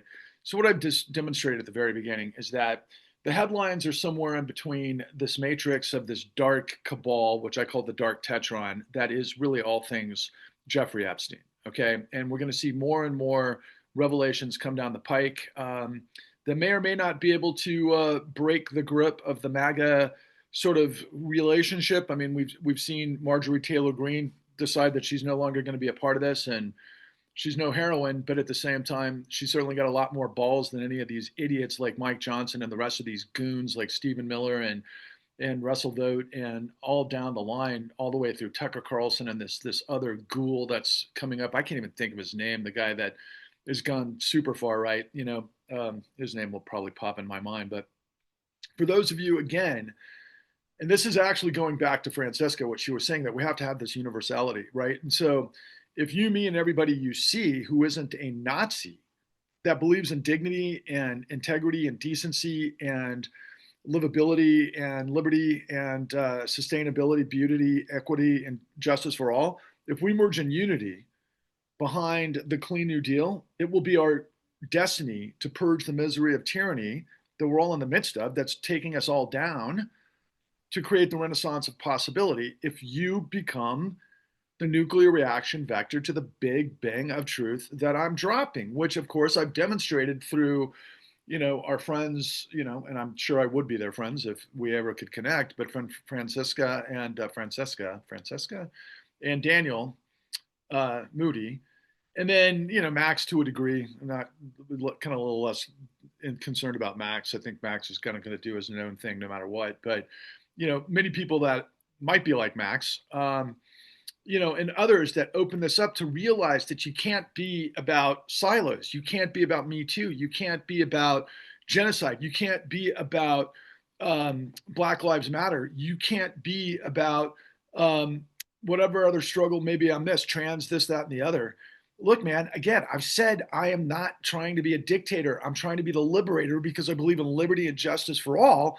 But I believe in systems and paradigms, and I understand how systems work, and I understand how to win and compete. And that's who Patrick Lovell is, who's been on this never-ending journey to get you to this point. Because based on everything I said, including, of course, Steve Grumbine and Randall Ray, who further validate what it is that I'm telling you that nobody else knows, that the New York Times is talking about, that Greg Palast is talking about, but they're all talking about in nodes and silos, and they're not putting together the paradigm, which of course the Clean New Deal does.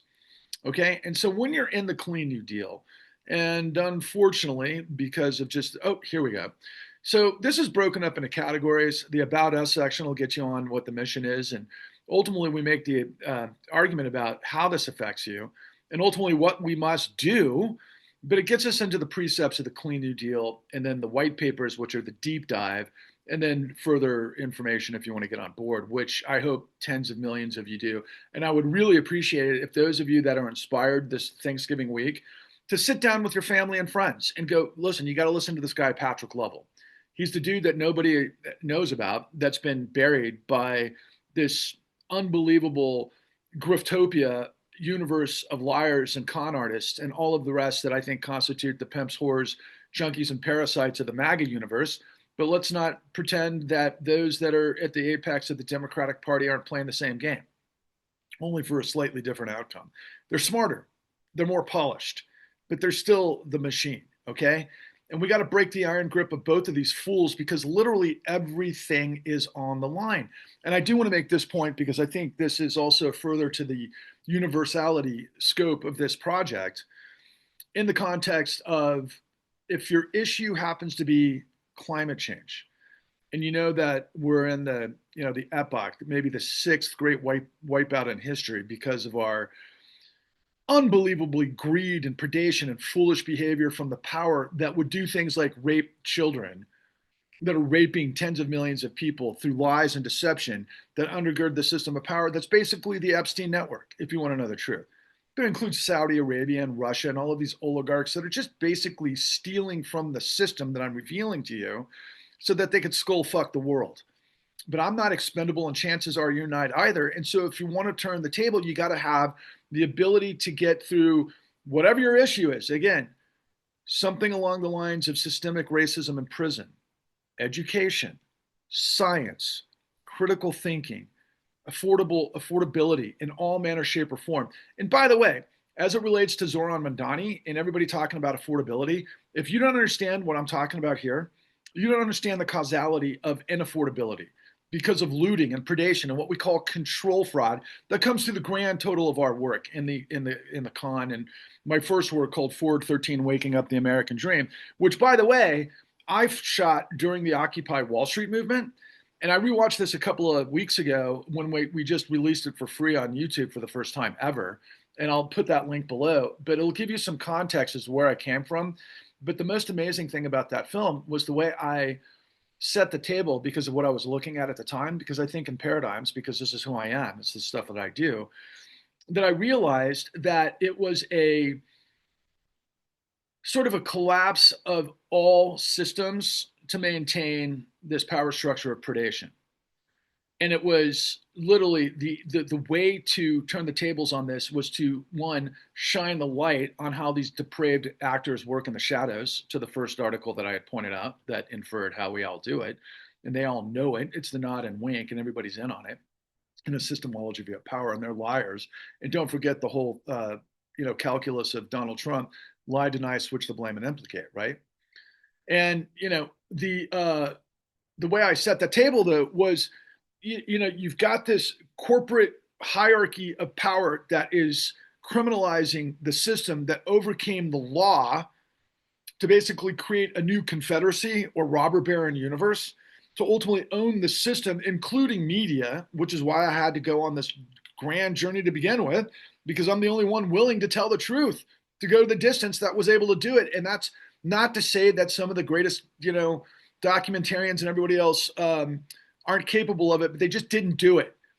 And I guarantee you, man, and I see it all the time in media today, the fallen, former mainstream idiots that were on their knees soaking the system, like Don Lemon, literally, and others, and Anderson Cooper and all of these other fools. It's just access to power, man. They don't tell you anything about the details. Why? Because their corporate attorneys won't allow them. But what have we seen in this second insanity of Trump's second administration? We've seen capitulation by universities. We've seen capitulation by tall building law firms. We've seen capitulation by media. They're all lying. And now many of them that have fallen from grace are now trying to convince you that they're telling the truth. And this whole algorithmic circus of like pump and dump, where certain platforms will say, well, this guy was famous on CNN, so we're going to give him 100,000 views and we're going to pump him up. And the guy's just a freaking fool. Doesn't know anything. They're all seriously blind to this information that I'm revealing to you. And so if you've gone this far, again, and I've said this in many truth bombs, you've discovered the Ark of the Covenant, the Holy Grail, the Arkan Stone, the needle in a haystack. What other one? The Rosetta Stone. I mean, this is literally the full truth and nothing but. And to remind you, I am not your savior. The truth is, I'm just the deliverer to break the bonds of the misery of tyranny and unleash us so that we can build a better world. And we do that with the Clean New Deal that is predicated on the New Deal, because our previous generations of Americans went through the exact same telemetry, the exact same trajectory from all of the progressive movements, from the farmers that were getting screwed by Wall Street and the robber barons. I should say, the robber barons, because they were all the monopolies in the we call them robber barons because they owned all the trains, right? What am I trying to think of?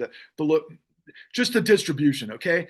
And so there was a movement afoot that incorporated all the progressive movements, okay? That included, a labor rights movement, an environmental movement, a women's rights movement, also, of course, the civil rights movement, and in working class, all of the people that aren't the owners and the control of society, which is tyranny.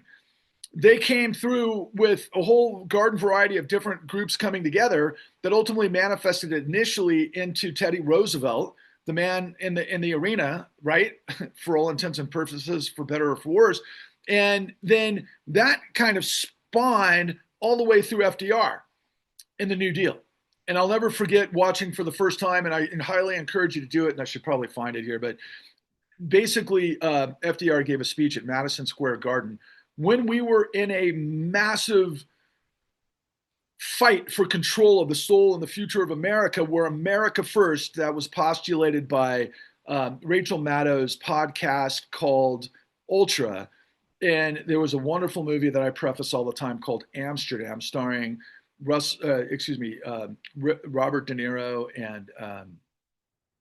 and Christian Bale and John David Washington, and of course, Margot Robbie, the wonderful Margot Robbie. Gosh, she was so fantastic in that movie. By the way, again, just to reiterate, Jennifer Lawrence, if you're watching, can you please get Margot Robbie and join us?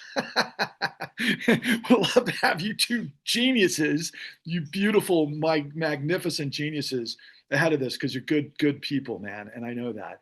And based on your performances. But that film Amsterdam, directed by David O. Russell, basically got sidelined, but it tells you the story of America first. There was a fascist movement, there was a white supremacist movement that was engaged with the sort of hierarchy of the church patriarchy that all convoluted behind power to basically create white supremacy. And that was the thing that's continued really from the American Revolution forward. And they literally were playing ball with the Nazis. They got, how do we say it? And this is the same thing with what happened with the 9/11 terrorist on 9/11 that nobody knows about. The terrorist in 9/11 got material support by Bandar bin Sultan, who was one of the hierarchy of the Saudi royal family. And in the case of America First, these guys were getting material support by the Germans, which was amazing because it came full circle, because our industrialists and our financiers were financing the Nazi war machine. And that included Sinclair Bush, father of George Bush II. And George Bush, of course, was head of the CIA before he became President Bush. So this is a long lineage of this situation of these guys lying, deceiving, cheating, and stealing. And that's how power operates, because absolute power corrupts absolutely.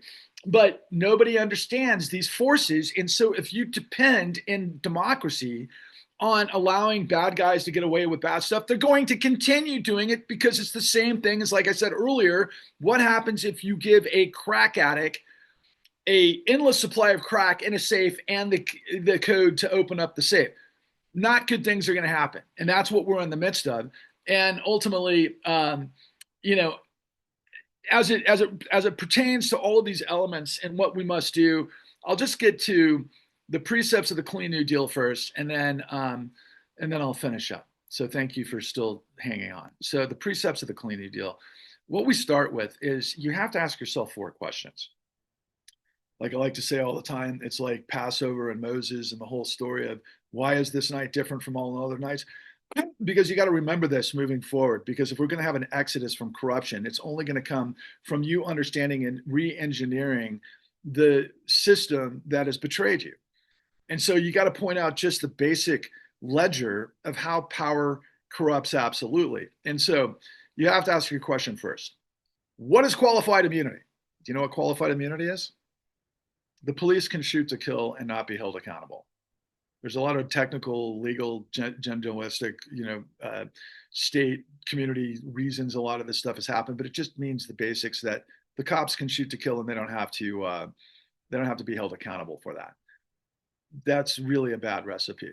That's a recipe for disaster in so much of corruption. You ever see the wonderful movie with Denzel Washington, of course, and in the Los Angeles corruption of Training Day? It's one of the scariest movies I've ever seen in my life. Bad cops planning drugs, manipulating systems, putting everything on everyone, and just basically playing the game of deception to control everybody, i.e. Epstein, right? Compromat. That's how all these guys operate, man. And if you don't bust that up, you're going to get corruption. And in the case of, and I always have to point this out, I'm not against cops shooting people. I'm not. Shoot bad guys, shoot guys robbing banks inside, like the CEOs of banks that are fucking everybody over, or insurrectionists for that matter, which of course we didn't do it. See a trend here? The perversion of power, which then look at judicial immunity, right? Are you kidding me? The Supreme Court has, in the most depraved manner, betrayed everything the United States is. And I've learned recently it's actually done that most of its history, honestly. Just the progressive movements that I grew up with for the last 50 years have just, kind of been an exception to the rule in the long history, which is a short history compared to other nations. But in our history, 200 approaching 50 years, maybe we got 50 years of progress. The rest of it was just a battle, where millions of people died to get us those incredible freedoms that we've now completely fumbled. But just be aware that we've spent, not we, the bad guys, the guys in the system, to get rid of Dobbs and a woman's right to choose and all of these other elements in terms of, the executive presidency, to put a guy like Donald Trump above the law. Are you kidding me? A guy that's been breaking the law his entire existence. They gave the keys to the kingdom to become the king. And I call him the Mad Magazine Mad King. I mean, that's what we're in the midst of. But it's like, we can't look at Trump and go, yeah, he's the sole problem. he's the thing that created this. No, he's not. He's not even remotely. He's just part of the system that came up over the course of the last 50 years that enabled Donald Trump to basically hijack the whole thing and then give him absolute power. And it's like, Jesus Christ, how many times do I have to say in this dissertation, absolute power corrupts absolutely? When a group of men discover plunder, they create a legal code to authorize it and a moral code to glorify it. The moral code in this case is media, and they're all lying to you. So you got to end qualified immunity and judicial immunity. And it's all the emperor's new clothes, right? We all know that. And I like to say from a bad experience I had as a teenager on really bad acid, that's what this fat slub, this chump-stained pig of corruption, this pedo protection racket in the racketeering presidency is about the law. It's insane. And then waging war on the honorable people in the system that came out of the Department of Defense or, served proudly, the people who have an alliance or loyalty to the Constitution, a loyal oath to the Constitution. And he's saying, oh yeah, no, we're going to charge you with treason, even though, of course, I was wagged the dog on January 6th insurrection. Don't get me started on all the black elements of that, i.e. Blackwater, Eric Prince, and all the bad guys that are, involved with getting paid by all these Middle Eastern dictators and everything else, and they're gun for hire mercenaries that are badass, that were trained by a country to basically just kill the American dream. And again, when you listen and you pay attention and you follow and you become a part of in unison and you grab me by the arm and we walk in unity, we will purge the misery of tyranny. And the last piece of the puzzle here is we've got to be able to end the Electoral College. I'm not going to litigate this whole thing. There are experts that know a lot more about the Electoral College than I do in a constitutional amendment, but I can tell you right now, just as an example, and Rachel Maddow actually got, I think, a lot of this information for me about how to frame it, but she did some really decent work on revealing, I believe, I don't know if it was 14 criminal, what do we call it in the system when you create criminal referrals, right? She was able to uncover and again, this is a very important thing that we all have to get our heads around. She documentation fraud as it related to the Electoral College with the, of course, swing states, where there was an elector scheme where they were forging signatures to try to steal the presidential election by forging signatures of the electors. And there's a whole reason why that thing happens. But the forgery part is what you need to remember, because what I reveal is the motherload of forgeries that Donald Trump's always been a part of. And as we move forward in Epstein, by the way, I'll just call this out right now. I've heard Donald Trump say this before, and I guarantee he's going to say it again, because every projection is an admittance of his wrongdoing. He lies, denies, switches the blame, and implicates. And as it relates to forgeries, Donald Trump has been involved with forgeries for decades in real estate. And that's what undergirds this entire system that created this calamity that we're in the midst of. And I'll get to that in a minute. But I guarantee you, he's going to accuse everyone of forgeries that try to set him up in Russiagate and all this other shit that he's guilty of. And of course, hey, Matt Taibbi, if you're paying attention, I don't know if that's going to be held down by the algorithm or not. Anyway, so it's a Rubik's Cube, and the Clean New Deal puts it all together, right? And ultimately what it gets to is if you understand the problem, you can fix it. I am the black box of the death of the American dream. And I'm also going to be its key to its resurgence if you mean everyone you see who isn't a Nazi comes together on this whole thing.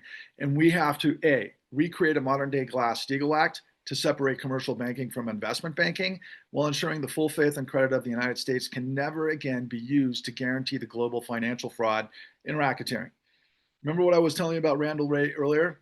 Yeah, it's his massive economic work at the Levy study that presented the motherlode of all truths that I discovered and went further, and I'll demonstrate in a moment, that we've provided tens of trillions of dollars illegally to this racketeering system that controls our government. And you might say, well, Jesus, that sounds like something Bernie Sanders or AOC would say. Yeah, they're saying the second part of it, which is we got to end Citizens United. Legalize corruption and dark money must end. I always like to use the P. Diddy freak off as a great analogy, because that's what it is. A lot of people wanted access to power because they were ambitious and wanted to be rock stars or rap stars and everything else, and they got involved with this. And the next thing you know, they're getting fed roofies and they're getting in the dark, and they get trained by a bunch of sick, depraved individuals where they get leveraged after that. That's the whole Cassie situation. And it was racketeering. And of course, the incompetent prosecutors under Biden's and Merrick Garland's DOJ couldn't get the RICO conviction on all things Diddy. You got to be kidding me. Moving forward, this might be the most important precept of them all. Number 3. You remember how I started off this dialogue that I am the producer with a $71 trillion truth? So again, if you're just tuning in, and I know everybody who has watched these things have heard it a million times, Elon Musk's net worth today might be north of 400 billion. Same with Larry Ellison, and I think they kind of go back and forth as the richest men on the planet. You know, even though we know Mohammed bin Salman and probably Vladimir Putin might be the richest people on the planet, but we designate them the richest guys on the planet, and they got rich by all the stuff that I'm talking about, and now they're imploding the system, as we talked about earlier, and you're hearing last night on Lawrence O'Donnell. Again, 600,000 people are dead as a result of Doge, and it's going to be millions eventually. And it's just carnage, it's brutal carnage that is enveloped in this black triad of these assholes that have gotten paid tens of trillions of dollars illegally. And so most of you out there are like, God, I'd love a fucking wonderful world, a world that makes sense. But where are we going to get the money to do that? How are we going to break the control of these oligarchs that have all the power that, Will, I got to stick my head in the sand because I don't know how to unpack that. And there's nothing I can do anyway. No, you don't have to do it. I've already done it. All you have to do is learn it and join me. I've already done the thousands of hours that cost millions of dollars to hand it to you on a platinum platter for free because all the American people buy our lies. All you have to do is dig in. You have to open your brain if you want to end the circus of calamity that is destroying the one planet that we know of that hosts life. Unlike everybody else that is on this equation, that's got to be life all over the universe because it's a mighty big universe, but we don't know that for sure. Some people think they do, but I don't. I've seen compelling evidence, but I'm not absolutely convinced that they visit our planet. I'm more convinced they've sent orbs, but that I digress with that. Look, they stole $71 trillion since 2000, 33 trillion in 2009 to backstop the global financial calamity. And it went to a very small empire of the financial system, which may run in about a 300,000 person range. And obviously is the top 0.1% that really made out like madness, i.e. The likes of Ellison and Elon and others of their ilk. But if you put together the top 20 richest families on the entire planet, they still wouldn't be worth 10% collectively of what I'm telling you, of what I'm revealing to you, of what I'm holding to you.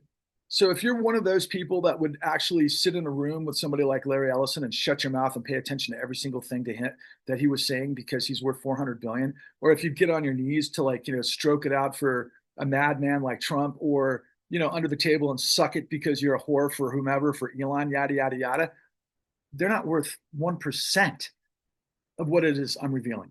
And I'm not asking you to sell your soul. I'm asking you to pull your head out of your ass and join me on an exodus to purge corruption. Because when you have plans and smart people, which are in the millions all over our country.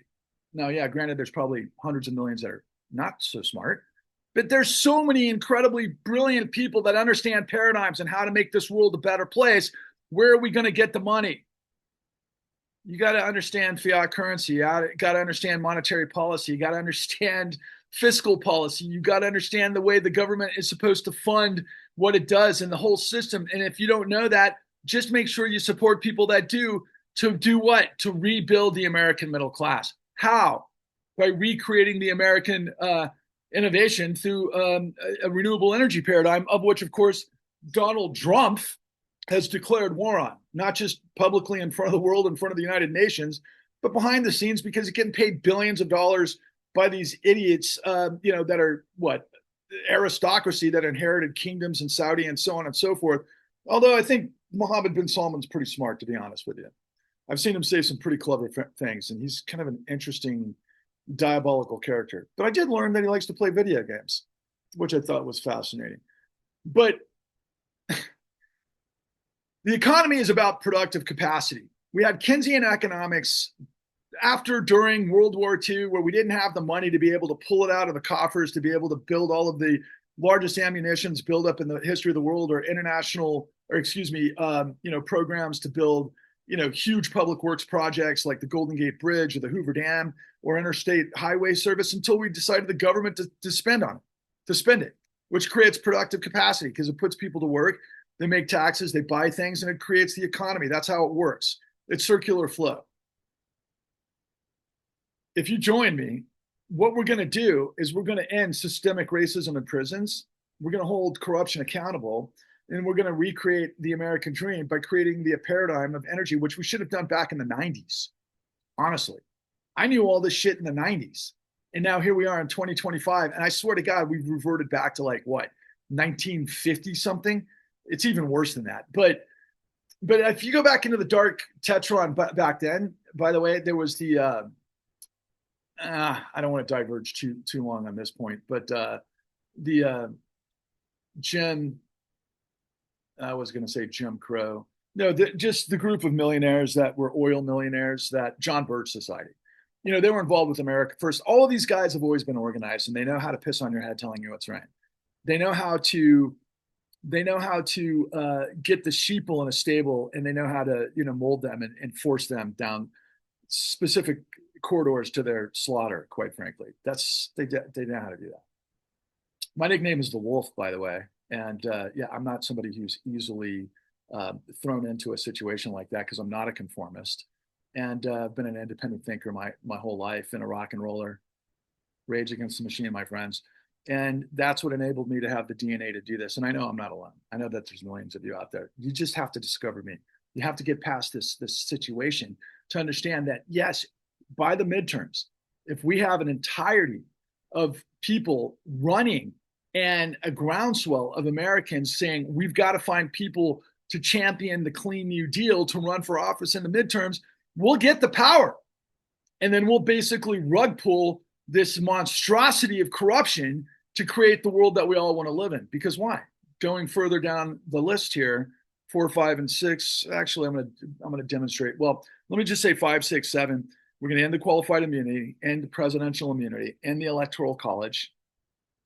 And then moving back to 4, we've got to get 13 justices on the Supreme Court to basically shift the balance away from the 6 corrupt justices of the Roberts Court that literally got paid, backdoored. And I want to see accountability for Clarence Thomas. I want to see accountability for Justice Alito and all of the others that sketched our history to give the country to a bloviating idiot king. Well, all of these other, corridors of power, the Leonard Leos and the Opus Dei and all of these other organized right-wing cabals have been doing their whole, thousands of years for power. Okay. I'm about liberty and justice for all. What are you doing? Who else is telling you what I'm telling you? Look in your fees and see if anybody else has the $71 trillion truth. They don't. And I can prove it, and they can't, even if they decided to come out of the woodwork now. But little too late. Although I have a feeling we'll see it, because there's a new impetus called Project 2028 that has several of these different issues, but they're still not dealing with the composite corruption. They're dealing with things that a lot of these items are stuff that we've all been talking about for actually decades. But, they've got to come together under one roof at one point to make this thing happen within the power structure. And we've got to do it by the millions. And then ultimately, we've got to institute term limits for U.S. senators and representatives, because of what we've seen with Mitch McConnell, who literally was, stone cold, freaking slack-jawed on the floor of the House, not from my cold dead hands kind of scenario, where he was like this. I don't even know how you describe it. I mean, he almost looked like a wax figure, but he could go and he could sign, with the right, they put his hand in the right place. A lot of the guys on MAGA are like, Biden, and his, fit of dementia was like the, what do they call it? The whatever pen, and like Trump's not, right. But at the same time, yeah, there was that. We got to quit having these goons that have been there forever, that have way too much control and power and leverage. And it just creates what is tyranny. It's stagnation. It's what happens when, too much power is condensed into too few hands. And so we have to break that. And I am all about young blood. I'm all about new people coming into the system to break up the power, to keep moving forward. But this is the skeleton, the framework, if you believe in liberty and justice for all. I believe it's exactly what the founders and the patriots and everybody at the American Revolution is intended. But of course, I do know that there was an aristocracy protecting slavery as well. Okay. But in order to form a more perfect union, the Civil War, the war on fascism, the civil rights movement, all of the other progressive movements. Come on, people. You can't just be like, the country sucks and do nothing. No, you got to do like everybody else who gave you the freedom in the first place. Get off your ass, pull your head out of the sand, and get in the game and join us. And by the way, you can reach out to me at any time that you want, okay? And I'll answer any questions. And I hope that everybody brings all of their questions, their doubt, their remorse, their this, their that, and let's talk. And let's talk publicly. I encourage everybody, and especially if you're an attorney and you think you know all of the legislations that's come down the pike, and you want to debate me on any of these items, or if you're an economist or PhD, this or that, yeah, please do come and challenge me.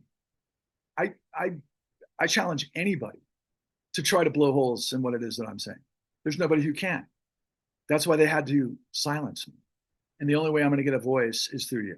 And that'll be your voice. And together we'll turn up the volume on the duplicity and the silence of lies. Really, that's what it is. And that's why I am Rage Against the Machine and all of the other rock and roll that has inspired me, and punk rock and everything else, because that's what I've been my entire life, by the way. Now, the last piece of the puzzle on this is to prohibit all insider trading for all members of the Senate and House of Representatives, and of course the Supreme Court and administration's cabinet members and everybody in the power. We have the ability, I think I saw this the other day. In fact, this is a great way to end this part. Marjorie Taylor Greene is worth, I think, on the magnitude of $28 million. Maybe it's more than that. That's a sizable chunk of money that she was able to earn serving in Congress. And we know that's not their salary. Their salary is probably in $150,000 range or something like that.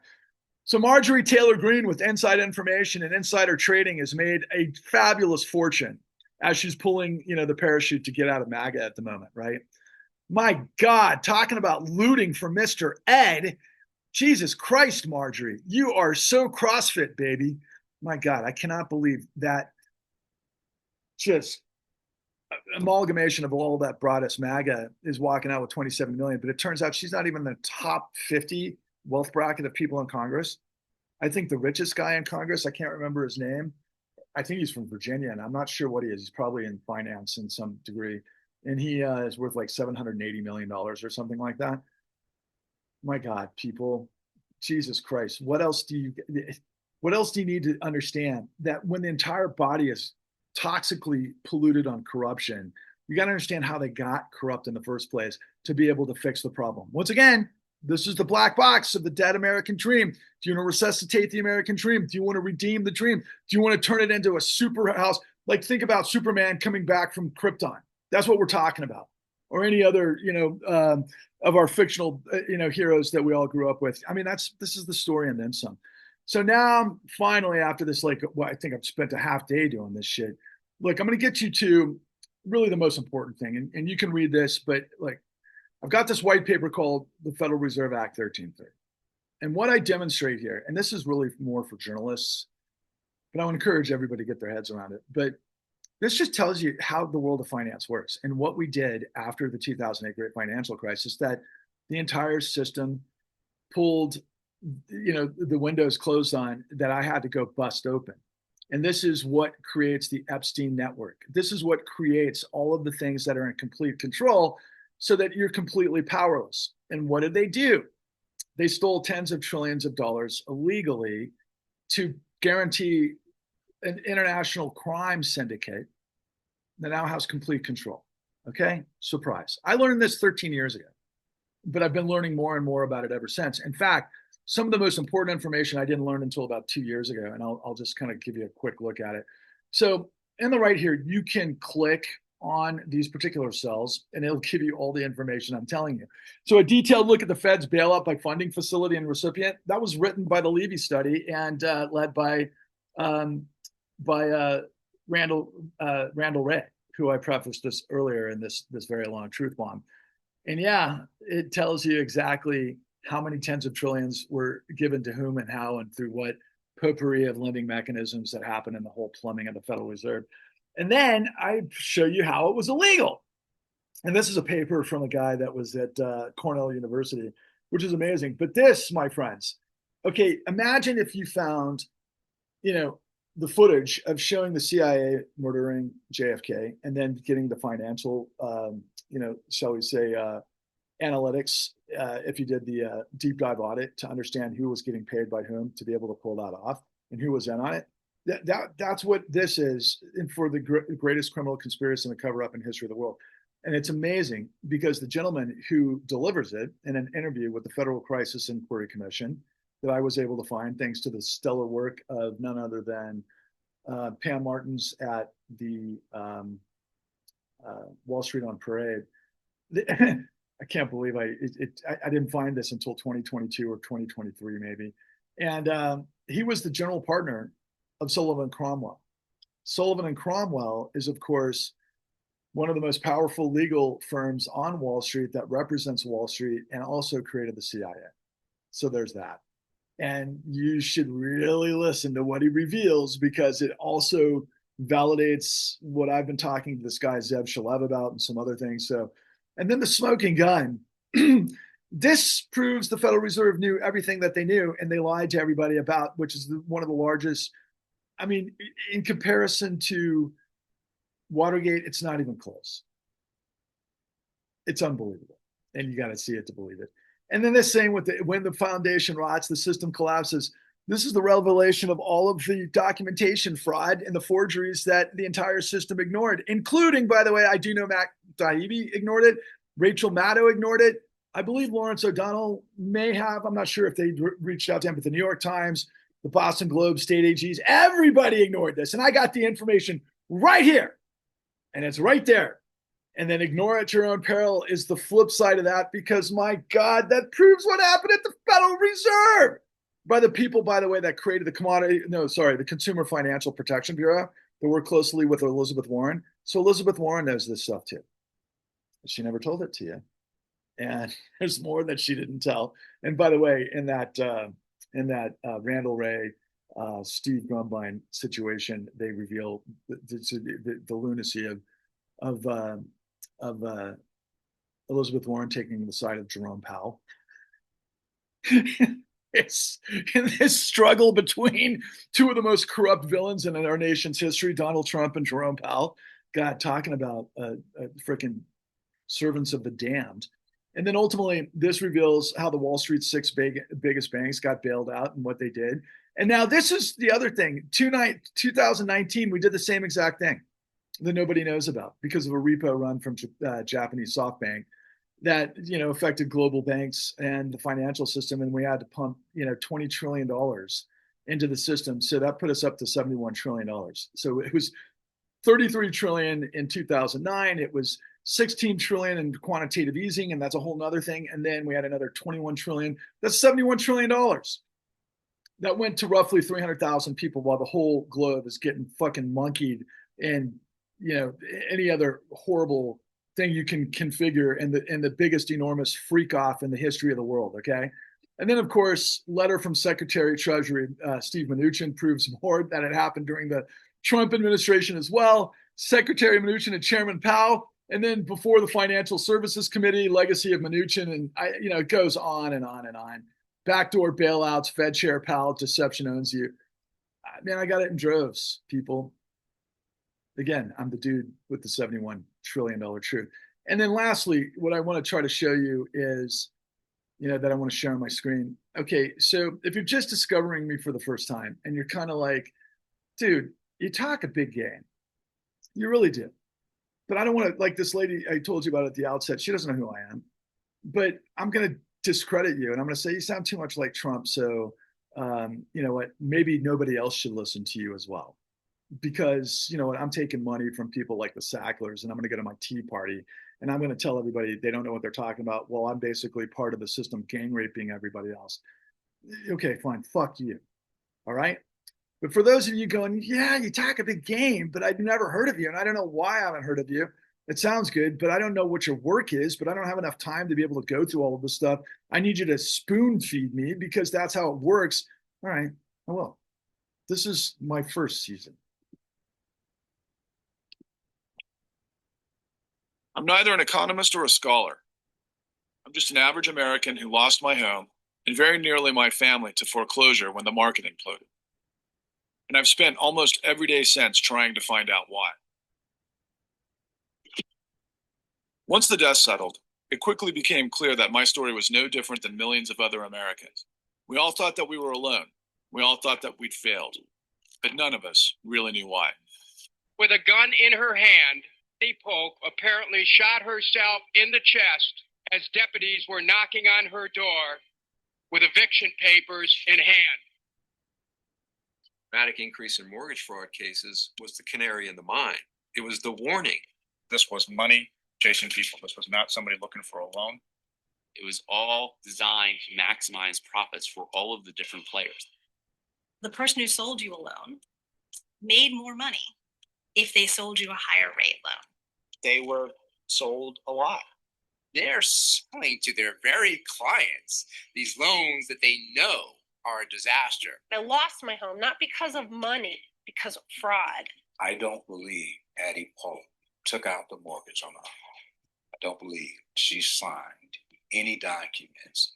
They just generated all this junk, took home huge bonuses, and then when it collapsed, they said, oh, not us. This notion that the financial crisis was there wasn't fraud and there wasn't crime is absolutely wrong. It's dead. They were targeting, in many cases, minorities. We were waiting for the leadership to say, go. That never happened.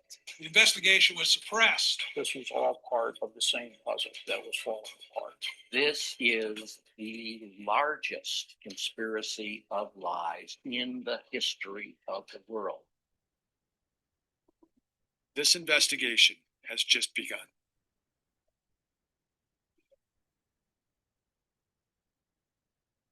So that was season 1 of The Con, and that's 5 episodes that detail all of the madness that created the great financial crisis and how it happened, who did what, when, and why, and who covered it up, which, by the way, many of you and many that are so-called podcasters, they think they know it all. They think they know what happened. They don't know it all. They don't know anything.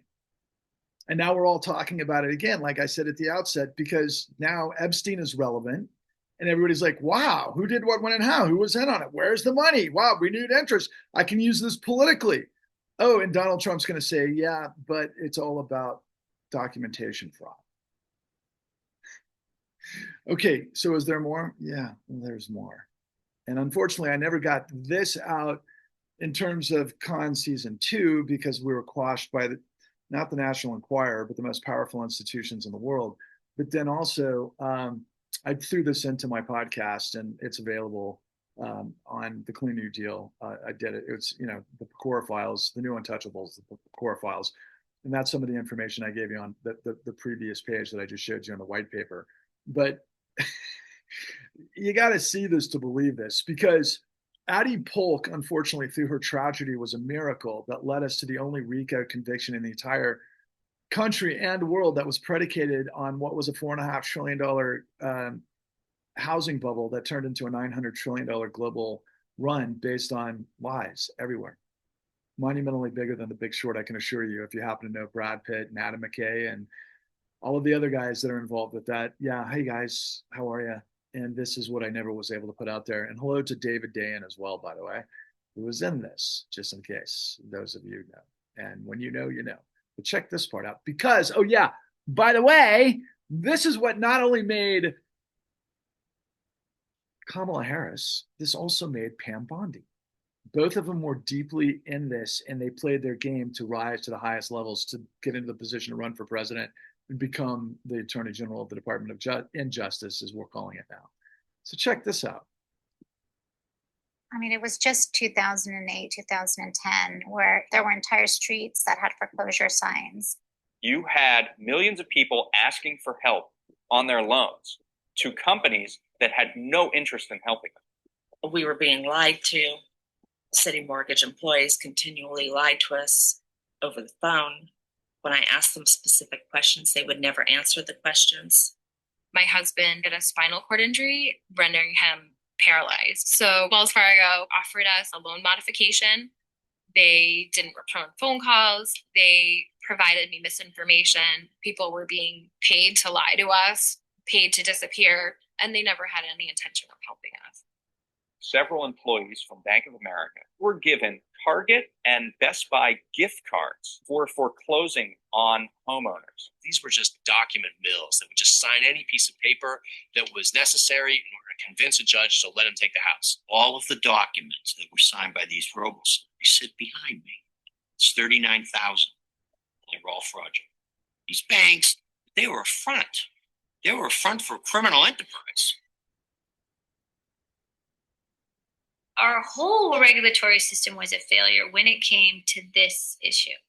Jury was kept from seeing my aunt's exculpatory evidence. The evidence that was pro Barbara got shut out. I heard from a former Chief Justice, you know that the outcome is dependent upon where the judge believes he's been placed in the revenue stream.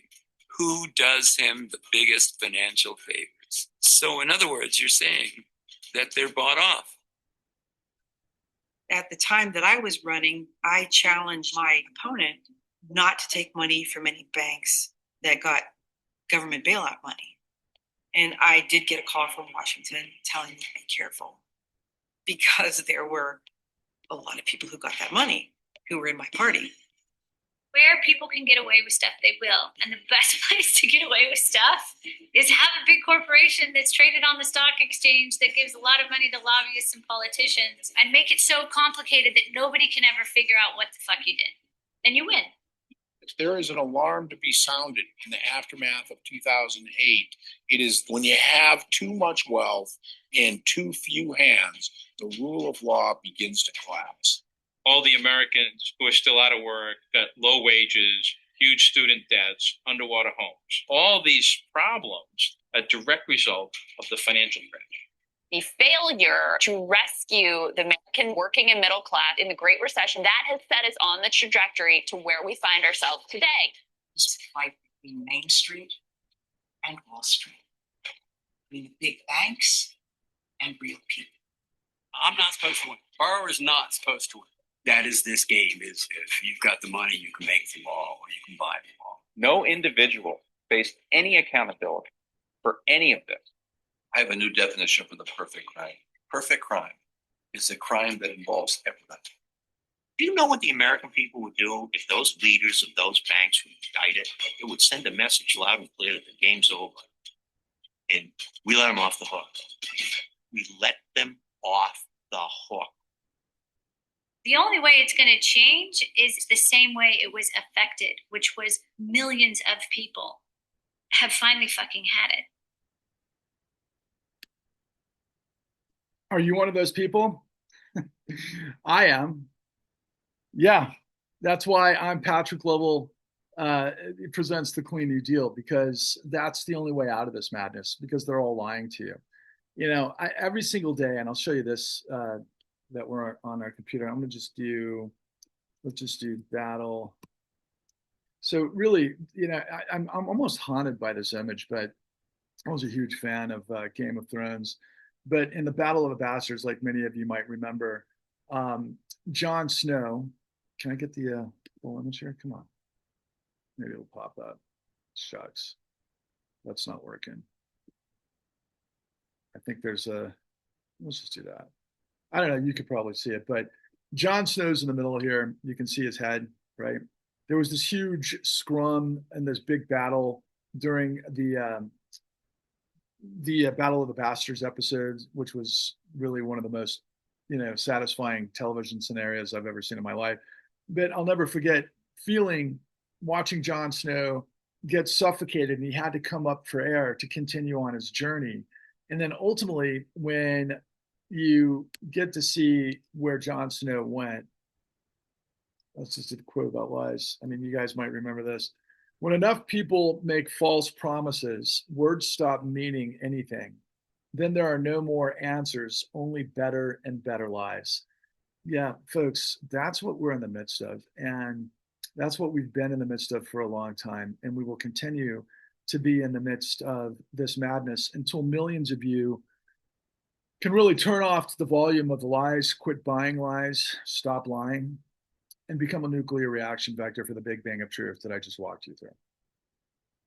It's not rocket science. It's racketeering. We have systems, we have the people that are capable that we just saw, like yesterday, the judge, and we're going to see more from Judge Bosbart, I think. But, the cases against Letitia James and James Coney were thrown out. Yeah, there are professionals that know when they're getting tricked. That's why they're professionals. But unfortunately, the professionals in our system, far too many of them, have been complicit in the wholesale sellout of our country. You can't bend at the foot of the cross asking for forgiveness now if you played a role in this for the last 20 years. And there are many, particularly in media, that are getting on the Epstein bandwagon now, pretending as if they care. They didn't care before. Why do they suddenly care now? They're grifters. Grifters are opportunists. Grifters are liars. They don't have dignity. They don't have integrity. They don't have character. Remember, I said there's two columns of our soul. That I described as one side. The other side is the villains of complicity, conformity, complicity, and hypocrisy. Liars. Liars, loans. The whole world is in on this, guys. And it is biblical. It really is. And I'll say this to end, right? What's the first words in the Bible? Let there be light. Okay, maybe you're not an evangelist. I'm not. I'm not very religious. I believe in spirituality. I believe in the construct of the genius of the universe and gravity. And the more I learn, the more I know. And every day I learn more. And I never know it all. But I do know this. I do know, at least in terms of the most recent up-to-date, let's just say, theories on the universe, of course, is that we came from the singularity. That infinity came from next to nothing. But we know the forces, the universal forces, the construct through cosmology of the nuclear force. That the energy is what creates the light to overcome the darkness. And that's what you have to do. That's what we have to do. And I promise you, if we can get 3.5% of the population, and that's what they say, and of course you don't obey in advance for fascism, then of course courage will rectify us once again. I'm reminded of all of the wonderful quotes of the poets from Mark Twain and the authors and the great geniuses throughout from Shakespeare, but the black blues artists of the South that, it fucking created rock and roll, quite frankly, that electrified, our friends in Europe, in England specifically, to create music that changed the world, that was born out of the emancipation of slavery. I mean, all of this stuff is in a continuum. You don't live in a vacuum. Everything propels forward. And, in order to form a more perfect union, and I guess I'll quote in the end here, what I think some of the best lyrics from one of my favorite songs of that era that I'm referring to, the Rolling Stones' Sympathy for the Devil. Pleased to meet you. Hope you guess my name. But what's befuddling you is the nature of my game. Just every cop is a criminal and all the sinner saints. Just call me Lucifer because I'm in need of some restraint. And just, I'm kind of befuddling some of the lyrics right now, but some sympathy and some taste from all drawn politics before I lay your soul to rest. Pleased to meet you. Hope you guess my name.